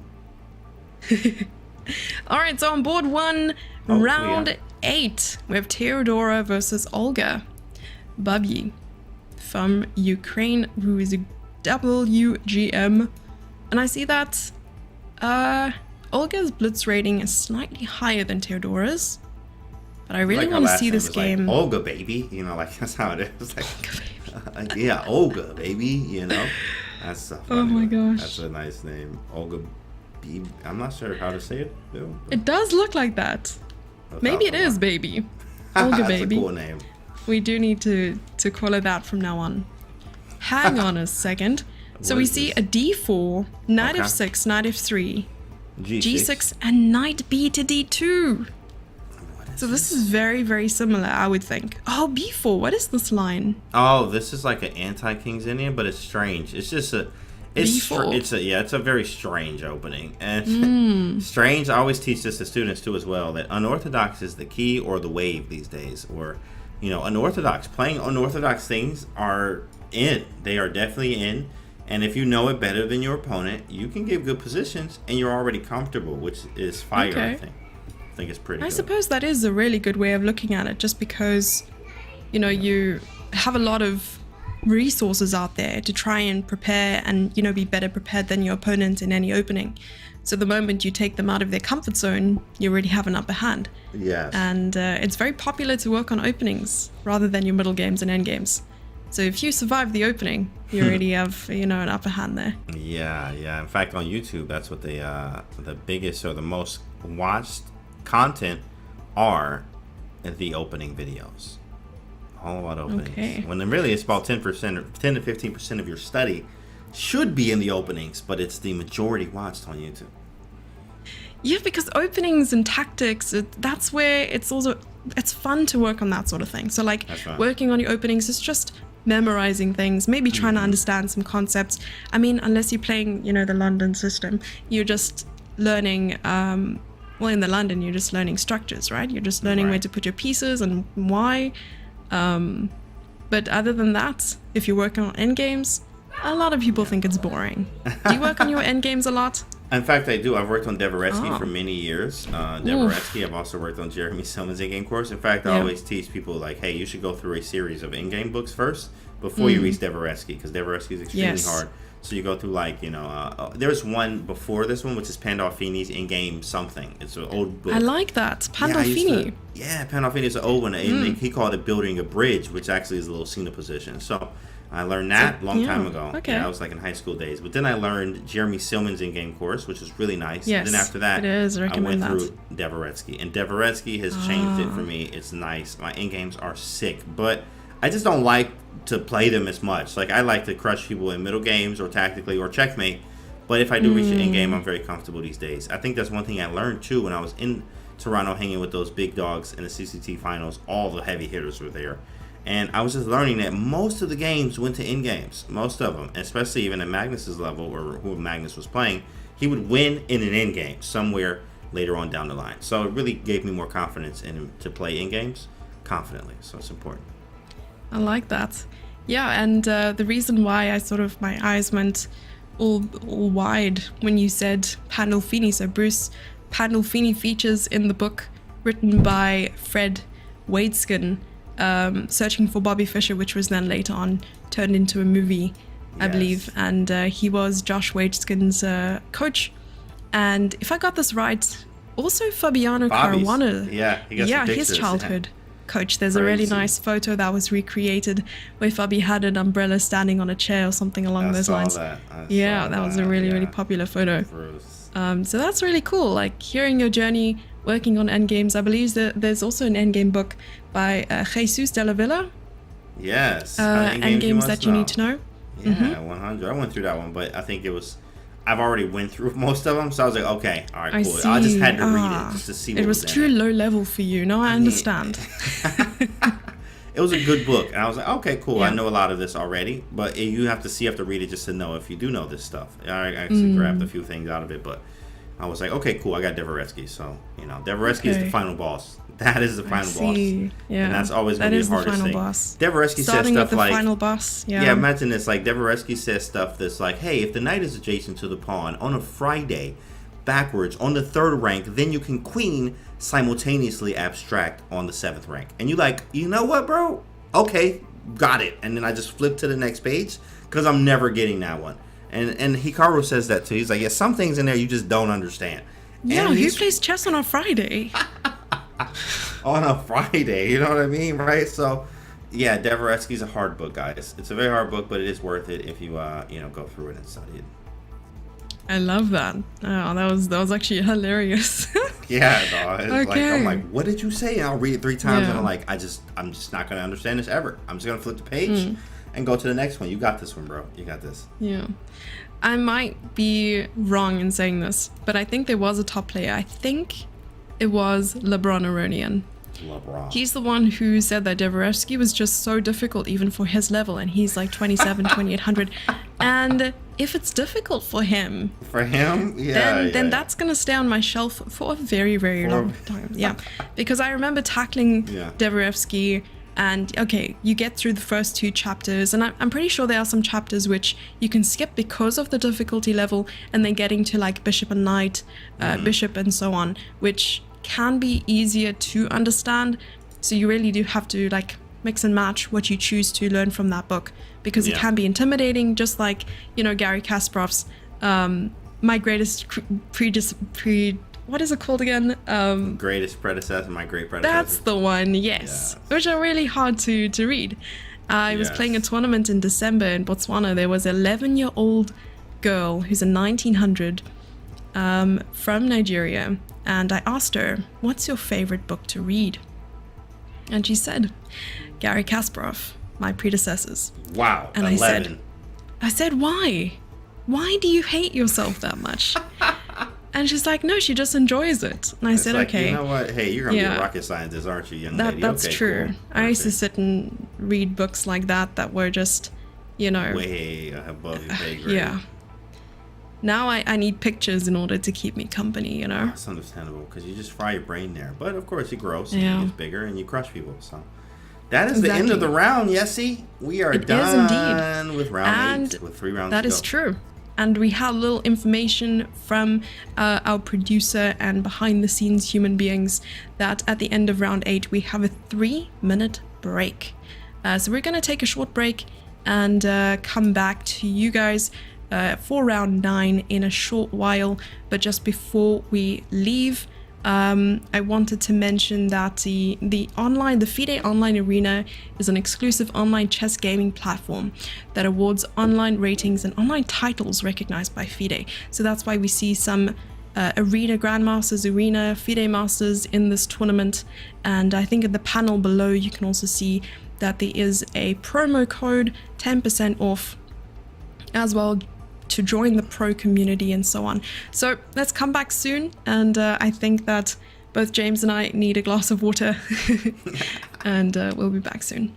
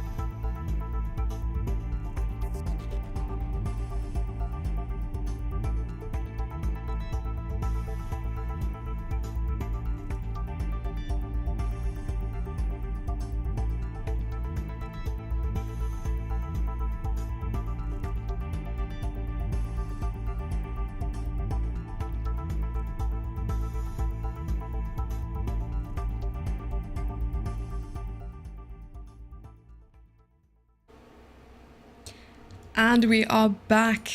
The Swiss Queens Wednesday. How you feeling? Feeling good. I'm watching to see who's in first. We got Martha and Theodora there. So we're going to go with Theodora. Still my top pick, even though I switched it up like 5 times. You know, I thought you gave up on the predictions, but I guess not. Nah, yeah. We're going to go with the top dog, which is Theodora here. With 7 out of 8 going into, well, starting the 9th round now. Playing probably Martha, I'm assuming. Let me see. And I wonder if they've played already. Okay, they're going to be playing then. What is this opening? Looks like a King's Indian, but how did the queen get out here to... Maybe, what the heck was this? Okay, let me just see it from the beginning. I was like, yo, this is some weird King's Indian. It was definitely King's Indian, weird. Could we have board 1 up? James can run us through why this King's Indian is so weird. Very strange King's Indian, but... White definitely has some pressure. Yeah, not the biggest fan of this one. Theodora though is oh yeah, she has white. Yeah, she's playing really good here. D6 is a weakness. We've moved this queen 3 times already. It's been the A5, B6, and C7 with lack of development. On the queen side, D6 as an eternal weakness. Definitely gonna take white here in all cases. Black has some really bad pieces right now.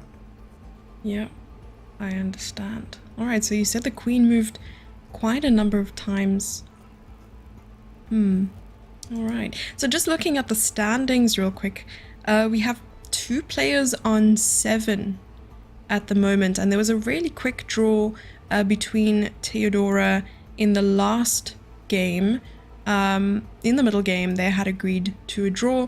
So at the moment, there's Theodora in first place, Martha L in second, also with 7 points.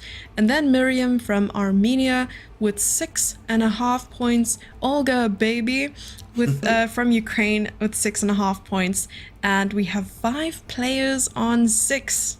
So I still think it's anyone's game. 11 games total in this tournament. So lots of chess to watch, lots of chess.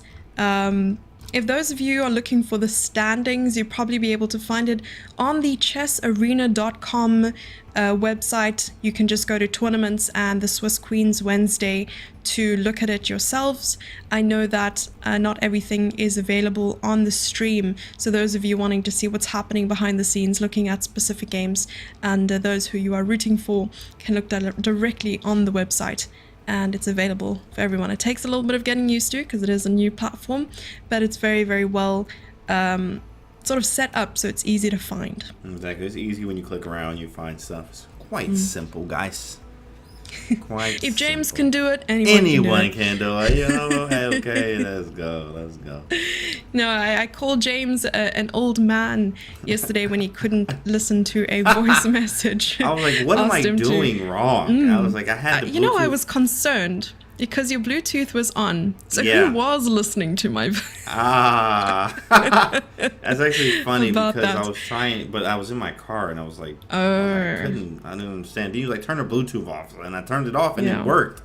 And I was like, wow. Yesy for the win here. Yesy. Yeah, gotta be the tech support, you know? Tech support. Because James is at an age where it's really difficult. It's very difficult to fix it yourself. To learn any tech. In fact, we set it once and we leave it. You know what I mean? Leave it there. Don't move it. In fact, I actually am going to upgrade my computer next month. Actually, like in the next week or so. So I'm trying to figure exciting. Yeah, it's been 4 years since I've had the Aurora A9 Alienware. Now it's time to upgrade it. So I just don't know what to get yet. So I'm looking around. Is that a laptop? This or are you is going a with a PC? Desktop? Yes. Okay. I'd love to know what specs you're going for. I do. I've only recently learned about all these things. I would like 16 or higher for the gigs of RAM, but maybe we'll see. What do you have? Yeah. At the moment, well, my PC was built for me maybe 2 years ago. Whoa. Actually, it's been quite a while. It was my first ever desktop. So it's really, really nice. Yeah, what do I have? A 3060 graphics card. Wow. Yeah, I think I have either 16 or 32 gigabyte RAM, 1 terabyte SSD. Yeah, so that's what I'm looking for. Yeah, it does the job. Okay. It's not keeping up with all the current games. Yeah. Though I don't think, someone once told me that if I want to build a PC and I'm only playing chess, it's not going to take much because I can play chess from a toaster. So That really stuck I with thought me. about that too as well. I thought about that. I was like, I'm never actually probably gonna need anything more than what I have. But because we're playing chess, guys, on the server here, where Yeah. you know you literally could use a toaster and like bread comes out and you write your move on the bread, and then that's how it goes. Wow, Olga baby is getting worked here. I think. Whoa, who is she playing that is beating her like this? Wow. Olga baby going. I mean, she has a great score, but like, wow. I who have is to this? catch Miriam, up with she you. going crazy. How is she So up this so is much board material? 2. So you're talking about board 2 right now, Yeah, which is board showing 2, on board stream. 16 seconds for Olga though. So that is the What happened trade-off. this game? D4, D5. And Oh, she what didn't was play the opening? Java London. That's right. was She it? played a London. That's Someone got your we course? we gotta get her the course. In fact, she didn't. Oh, play you gotta get Java. her the course. She Okay. played a regular London, and that is the culprit. Oh, darn it. Yeah, I played a regular That is London last not- year and lost. Only London I had last year, lost. All Jababa Londons, won, except 2, which was draws. People have to learn from your mistakes. And that's what I'm starting to realize that. I'm putting out a book about that, learning from my mistakes. Yeah. That's what it's about. Yeah, it'll be Yames. Exactly. 60 memorable mistakes. Exactly. Forward by Yes. Yessi. Yes, I will write your forward for you. I will Forward. not hold back. By Yessi. Yes. Oh, could he get checkmated? King E3 Or and could she Rick get check. checkmated? Yeah, look I at was that. looking at it. You're looking at that, right? But it's Yeah. it's not possible. And now there's a check on E7, king's moving. Yeah. But It was close. Yeah, something is happening. Unfortunate. In fact, Black is going to checkmate in a few here. Rook F3, King G1, Bishop I wonder if you can D4. just play King F3. Yeah. There was maybe just King 2 F3, seconds. Bishop C3. Checkmate Oh, on this is board. not a lot of time. And Oh mate. no, there's Yeah. checkmate. Yeah. Checkmate Olga was doing so well, but as we saw, time is an important piece. Mate. Yes. Indeed. Okay, so going back to the standings after round number 9. So we had a break after round 8. Players perhaps got a little bit of a breather as well. And now looking at the standings, Miriam is leading with 7.5, while Theodora's game is still going on. Could we take a look at that game, please? That is board 1. It is still going on. Oh, they both have 2 seconds on the clock. They Let me both have check. no time. Oh, still going. In-game wise, Still 4 going. versus 3. What page of Devoreski Yep. is this? This is Devoreski page 171. Let's check a look at what's going on. Takes. Oh, snap. Oh, the knight is gone. A lot of The pre-moves knight is happening. gone. I'm wondering if pre-moves are possible on this website and how many pre-moves you can make at once. Because I know on chess.com. Oh, there's a queen as on the well. board. Oh my gosh, he goodness. queened! And it's going. Martha going crazy. Oh my goodness gracious. Martha There's a with the resignation. dub. I'm changing my prediction. You I'm changing my Oh, prediction. you must be so much fun at the horse races. Yeah, I'm changing your prediction. Martha with 8 Yeah. out of 9. 8 changing my out of prediction. 9. That's true. it. Martha is leading with 8. Only player on 8 at the moment. Miriam with 7.5. And, these players are not far behind. With 7 points, there are 3 players. It's Natila Buska, Injak, Theodora, and Alexandra from Poland. Yeah, they're not far behind with 2 rounds to go, but anything can happen here, and I think usually it's around maybe 9.5-ish that really wins it. 9.5. I mean, 10 is obviously ridiculous. Whew, that's some heat. That's going to be hard to compete with that. But it is possible, especially with Martha's score having 8 out of 9. She is tearing up the field. And I'm going to make a prediction now. Who you got? My prediction is that James will at least change his prediction twice before the end of this Twice. tournament. There's Yes. only 2 rounds left. That's crazy. Exactly. Wow. Wow. Yes. I might take a bet on that too as well. Against myself, in fact. Against myself. So I will bet. That is match fixing. All right, so I the will next agree with game, you.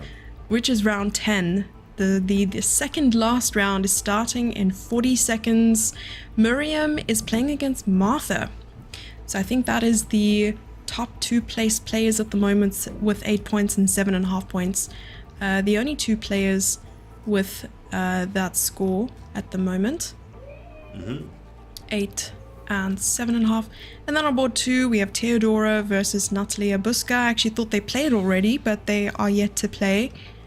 And then on board 3, we have Alexandra from Poland versus Gulnar Mamedova from Azerbaijan. The crazy thing is you don't have any time to like prepare. Like you would usually have some time to prepare against your opponent or like see what they've been playing. You got 40 seconds. It's gonna take you 40 seconds to find their file. That's true. I'm trying to see who I can recognize from those little windows, you know, from the cameras. Oh yeah, I tried to do the same thing. I was like, oh yeah, I don't know any of them. In fact, I saw Valentina. Oh, you did? Yes, I did, and saw a couple others as well. All right, they've started. Which game do we have in front of us right now? Let's take a heavyweight look. game. Let's see. That's Martha and Miriam. Yep, board 1. Okay, so we have board 1 in front of us, which is the King's super. Indian once again. This variation is a Finchetto variation, not Mar del Plata. Oh, maybe it, but it's not because how did you get Mar F5? del Plata. Yeah, that's Wow, the technical names. Yeah, Mar del Plata, right? But this is a different one because the pawn chain is different. Usually the pawn chain would be d6, e5, f4. Just being g6, f5, e4 is a wrong pawn chain for it to be Mar del Plata. But black does have a nice center.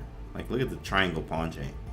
That's true. I usually know a lot about the Carlsbad structure, and I can tell whether or not it is being played. And right now, it is not a Carlsbad structure. Very nice. There's a book. Do you know any books on pawn structures? I have one for you if you don't. I'm going to take a quick think. Okay.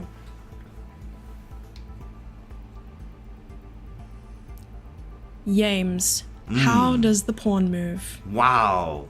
That's exactly the one I was going to do, too, as well. You're psychic. Yeah, see? I knew it. Unbelievable. Okay, which existing books are there? In fact, they're very good. That is Grandmaster Structures by Mauricio Flores. Okay. It's a very strong book. I highly recommend it. It has almost every pawn structure that you may face in the most popular openings that you like. Roy Lopez, Najdorf Sicilians, King's Indians. I think Grunfeld's in there. A lot of stuff. Carlsbad, everything, even hanging pawns, the hanging pawn structure. It tells you, the good thing about it is it tells you on both sides, like, hey, if you're white and you have the hanging pawns, this is your plans. And then you can flip the board and it tells you what black's plans are too from the same position. And they give you the skeleton structure of the pawns. It's an amazing I need book. this book. Oh, you need this it. is Absolutely. Amazing. It is It's amazing. great for teaching and learning. That's incredible. Yes. It's an awesome book. I learned so much from it. So, and if you play certain openings, go check it and see what the openings are that are there so that you can use it. Can you tell me what the book's called again? It's called Grandmaster Structures by Mauricio Flores. So it looks like a brick wall, like structure or something on the back, and like I think a chess piece is on it, but it's pretty cool. Pretty cool book. I highly recommend it. Yeah. I shall also judge a book by its cover there because I want to learn all about that brick wall. That brick wall structure, exactly. An exchange? Yeah, it wasn't a sacrifice. Exchange? Oh. Wasn't? It wasn't a sacrifice. It was more just something happened where they lost the exchange. I see. Bishop a3 happened. Queen had to move to f7, and that was an exchange. And this one is going to cost the game. I think there's just not enough. You know what? Firepower. Just like in some countries, you are guilty until proven innocent. Everything is a sacrifice until proven blunder. Yes. Okay. You got a pawn for it. You know, all right. You know, he did. Exchange. I'll gabble. Oh, sorry. She did. They did. We will not assume pronouns. Yes. And probably taking on e6. Could you take on e6? Queen takes e6. Rook b7, maybe. Yes, that is some counterplay. Rook c1 play though, with maybe the same idea. Same idea, yeah. Very possible. My bishop on g2 is very gross. What I'm going to do though is reroute it to via f1. Via f1, okay, we're seeing some vision. I like how you... Is that a piece? You just dropped a piece on national television. What are you doing? You can't do that. That's a resignation on the spot. Wait, what? How? What? The queen Knight can take... takes No. b3. No way. She just dropped like how you said national television. Even I didn't see it, so girls, don't worry. Oh my goodness. That's over. Oh, E3. that is You can just rough. hit the button, the resign button. That is, this is over. It's okay. A resign button does not exist in Blitz. It's over. Yikes. I mean, just a full piece drop. And Martha being my top choice. Martha was my choice there. Rook takes Yes. G7. Hitting! Tactics! Huh, there it is. Rook takes G7 followed by knight E6. Indeed. And That was beautiful. Hit the That button. is the time a button was hit. Beautiful. GG, well played. Tactics are looming. Honestly, this would make an incredible book on its own, just this tournament alone. Yes, with all the tactics. Tactics Tactinos. by the queens. For breakfast, lunch, and dinner.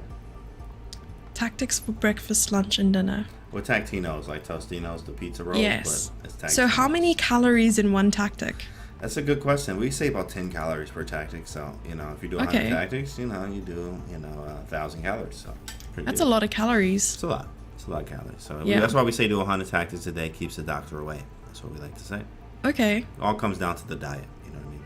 I was going to ask, it keeps the doctor away, but what about the dietitian? The dietitian actually is going to tell you that you do need to do your tactinos every day. You do. You Okay. need your daily dose, 100%. Yes. It's like protein powder, but for chess. But for chess, right. We call them Tinos for short. Right. Yeah. That's incredible. This is one of the first games that have been completed on the top boards and the rest are still playing. So if we could go to... Wait, which board are we looking at the moment? Is that Teodora versus I was Natalie gonna say, Buska? yeah, well, that's a very important one. Yes, So Martha at indeed. 9, yeah, and that'll put her at 8. One of them at 8. So let's see what happens. So knight e4, knight f6. So this rook on the 7th is quite intense. I'm really taking notes here, James. I should have brought my book and pen because of all the advice you've been giving us about books to read, how to read them, pawn structures and the likes. So yeah, we have rook on the 7th, and I remember that being a topic, or at least a chapter in Aaron Nemzovich's My System. Ah, yes. In fact, that book was a very good book, but also it was controversial. I think a lot of people, even Magnus, says it's not the greatest book, or he doesn't like it for whatever reason. But then moving the rook to the 6th rank there was not a good idea, I think. Oh, okay, she's taking the pawn, which makes sense. But a5's hanging. Like, how do you get the knight out of there Indeed. without losing a5? That's true. Can you play knight to I c7, was just attacking this saying e6 that, pawn? right. And maybe you could have went Then rook I- e6 first, then knight c7. I see. Very possible. F4? Ooh, rook e6 oh my is so goodness, F4. beautiful. Oh, rook check. Yeah, that rook e6 was nice. Okay. Lots of Wow, moves. wow. Okay. Rook to the 7th. Snatch those. And Okay, so would you 3 like to draw? v3 Would you like know to draw what? here, my good friend? would have been winning for white then, if they saw this tactic. I mean, no, that rook e6, I think it was still drawn, but it's probably better for white. Like, it's one of those that practically it's hard to play for most Okay. time. More time, okay, you find it. So they don't have to feel too bad. Okay, rook c6 Exactly. here. Rook c6, I did like myself. Takes. Don't hang anything. Rook Yeah. c6, oh, that's a super draw. Rook takes g4, rook e5, rook c4, knight e5, knight c4, crazy. Yeah, that is a lot of moves that I definitely followed. You have. Religiously. Yes, he is a tactician, Of calculator. course. Check. Oh, Would you okay, like a so draw? they wanted to Would you like could a go draw? for repetition. Okay. She says no. Draw what? Around here, buddy. Check. King e2. It'd be cool if there was a push to talk. Would you like a draw? Push to talk. That would be funny. No, I don't want to draw. Get out of here. Like, Draw. what? Draw. Ah. Okay, there draw. we go. Okay. Peaceful result. Yeah, that game reminded me too much of Anna-Maja versus Dubov. With those knights, oh my goodness, that was controversial there. And they like seriously moving, hands on head. Let me think about Yes. this one. Okay, knight move. And then in the Tartar Steel, where Firouzja played knight c3, move one. But guess what that game ended up being? It was a Tell Jar me. Jar Binks Joe Baba London, and we put Oh that my boy in goodness. the community discussion on All Chess right. Table, in the course. Yeah. We put it in there, and we was like, yep, yeah, Firouzja, and he beat Anna-Maja with our opening. So you ain't nothing nobody Honestly, can tell us. that's where Jar Jar Binks issue 2 is coming from. You know what I mean? Easy. Featuring Firouzja. Fyro. Easy. Fyro. Easy. Fyro. Easy. Easy And work. this is moments before the last round. Wow. Moments before the last round is being played. Crazy. Can you Went by believe? so fast. Can you believe we are already in round 11, James? It went so fast, And I'm sure the ladies are thinking the same thing. I could have played better. I should have played better. You can even see on wow. You can just see the emotions on some of the faces there. Like some of them are like, and then some are like, I'm wired. You can just tell some had a bad day. Some ladies are amped, but you still don't want to play any of them. They all look really, really strong and focused. That's true. In the zone, and there's a reason, there's a huge reason why this tournament is so strong. I mean, yes, it is played on the FIDE Online Arena, and you know what, James? The prize fund is just as grand. Guess who big. already won first place, though? Even if I don't even show up. Martha, yes. My pick from the beginning. Doesn't from the beginning? Yes, of course. How could I forget that you picked Martha? I picked her the whole time, bro. She got a one.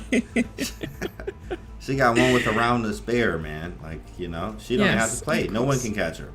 That's true. Doesn't even have to pitch to play. But here, while we're seeing the first moves, I just wanted to talk about the prize fund. So, for first place, the prize is $300. $300. Second place, $250. Third place, $200.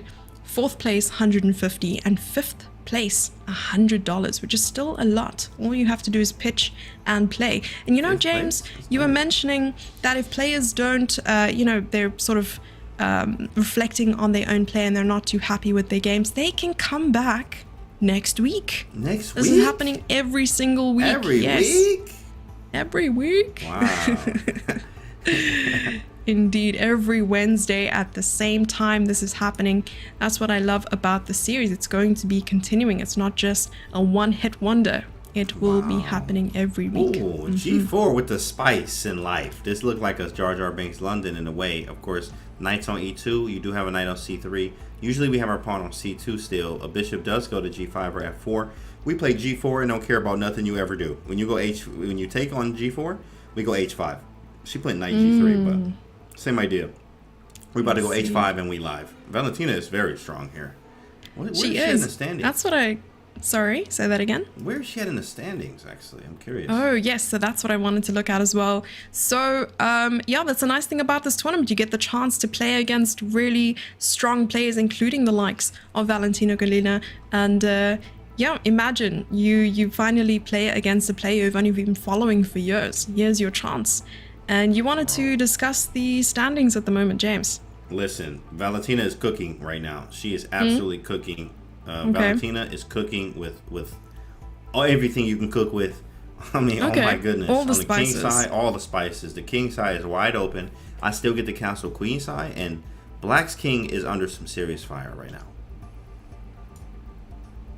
I see. You have to go F6. Valentina here with the white pieces. This H file is looking spicy. So she's definitely making some curry. Let her cook. Let her cook. AKA let her rook. We be saying that a lot these days. Is letting rook. Let her rook. Yeah, let her rook. Right. Okay, I can definitely see Robert Hess wearing some merch that says "Let her rook." Let her rook. Right. Let her rook. Clean it. Yeah. Give him some room. Let him breathe. Let him rook. Okay. What would the plan be here? Would you long castle? Yeah, I have to. In fact, I'm very used to these type of games. I'm very risky strong. I just like these type of positions. Just like my grandfather Tao and Uncle Nesmedinov. We do the same thing. Yes. Very aggressive. How many grandfathers do you have? I don't know at this point. It was a lot of them. I'm just finding Ancestry.com. Just tells me a lot about my I see. Okay. Here. And like, yeah, Tao and them. So, of course, but Tao and Uncle Nesmedinov here would be very aggressive, as we see from Valentina. Casting queenside, opening up the G file with a smile here. Ancestry.com. Yeah, Ancestry.com. I highly recommend it, guys. You get to find out about your chess relatives. Then mine has to be grandfather Korchnoi. Ah, okay. Korchnoi. Nice. You like French, huh? Yeah. Yeah, so one of the first books that I picked up and actually completed was the one by Wolfgang Ullmann. Yeah, Winning with the ever. French. Yeah, Wolfgang. Yeah, Winning with the French. Wolfgang. Wolfgang. Oh, yeah, dang, that's a dope name. Yeah. I actually met someone with that name. So that was a really cool moment for me. Yeah, Wolfgang. But yeah, anyway, so I read the book and he spoke a lot about Korchnoi, and that's when my love for the French really started. I mean, I got flamed for playing the French. Oh, you always will. And even Oh. today, even in today's time, you yeah. will So get how's that cooked. bishop on c8? It's not like, Yeah. it's never who's the bishop. It's always how's the bishop. But you know. Yeah. Right. They always say that. Yeah, that's very, very important. I was a French player for a while, but to about 1800. Okay. Then recently I had some French games. I have some draws, some wins, some losses. I mean, like in every opening. Sicilian. Wait, I'm is just that Sicilian why I'm out still these in days. 1800, James? Ah, wow, maybe you need to try something new. Maybe E5 or C5. And then eventually, and here's a tip, Magnus says that you have to play different openings to become a better player. So I see. playing different openings not only gives you certain knowledge, that doesn't mean you have to stop playing French forever, but getting Okay. knowledge from different openings can help you play the French actually a lot better. So Oh. just try to play something else, just to see what you like. Maybe something in else. symbiosis, like the cousin would be the Caro-Kann, which is the cousin of the French. So bishop doesn't. Yeah. Bishop gets out the side of the pawn chain from there. Yeah. But they say if you start with the French, you can't move on to your cousin. You have to move on to someone who's not a relative. Who's not a relative? Yes. Maybe go E5, push it twice. Mouse slip. Yeah. E5. Yeah, E5 or C5. C5 is definitely a C of all kind of stuff. But these day and time, people do not play the People don't play the regular Sicilians anymore. They usually play the sidelines, which is quite annoying these days. I see, like B3 and all these other things. F6 I was going to wins ask, here. you consider yourself a creative player. Absolutely, 100%. Have you dabbled in the B3 cowboy? I have. variation?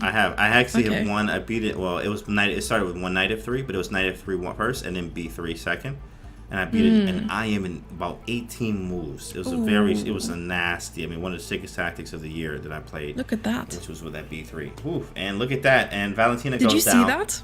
Did you Yeah, I see the saw last few moves? F6 was a nasty move. I spotted Wow. it. It was a very nasty tactic by Valentina. Yeah. She's stupid strong, and she just made a stupid strong move there and won the game and beat Martha. But Martha was my first choice anyway, so Martha got the dub. Of course. Anyway, she won the whole thing. Yeah, Martha had to give back to the community at the end, Yeah. realizing she didn't need the extra point. Right, she probably But talking wins on the phone, tournament, eating. flexing with a know. round to spare. Exactly. Left a Zoom call, having lunch while playing the game. Just playing it for kicks.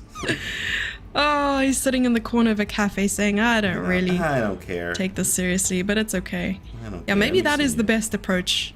You know. But okay, so the top three games, or rather players, are done. I'm just wondering now if... Dushka Ooh, game. Valentina won her game, but so did Theodora.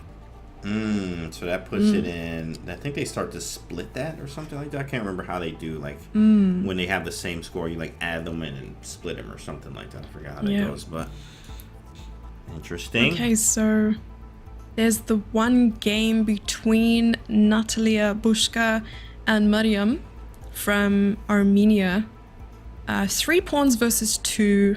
This is also to decide if one player wins, they will end on 8.5, and that'll either mess with Theodora or Valentina's standing. I'm wondering. But this should be a draw. Exactly. And we always say should be because anything happens when time gets low. Yes. But this should be a draw for sure. I was thinking of a way that one could even sacrifice the knight, but Right. It That has to doesn't be make the any right sense. moment. Yeah, it exactly. does. It seems like Gotta be right, yeah. If you can get both pawns, you're good. you could probably play. Oh, she in trouble. 91. GG. What is Oh going my on? goodness. Out of nowhere. What is going on? Oh, This is that was that nice. should be in action. Yeah, this is the and look at that. And nice off the board. You can hit the button on the way. That You is can hit rough. the button while you do it. Wow, Natalia. With a clean Very, dub. very well played, though. Very, very well played. And there we go. Wow.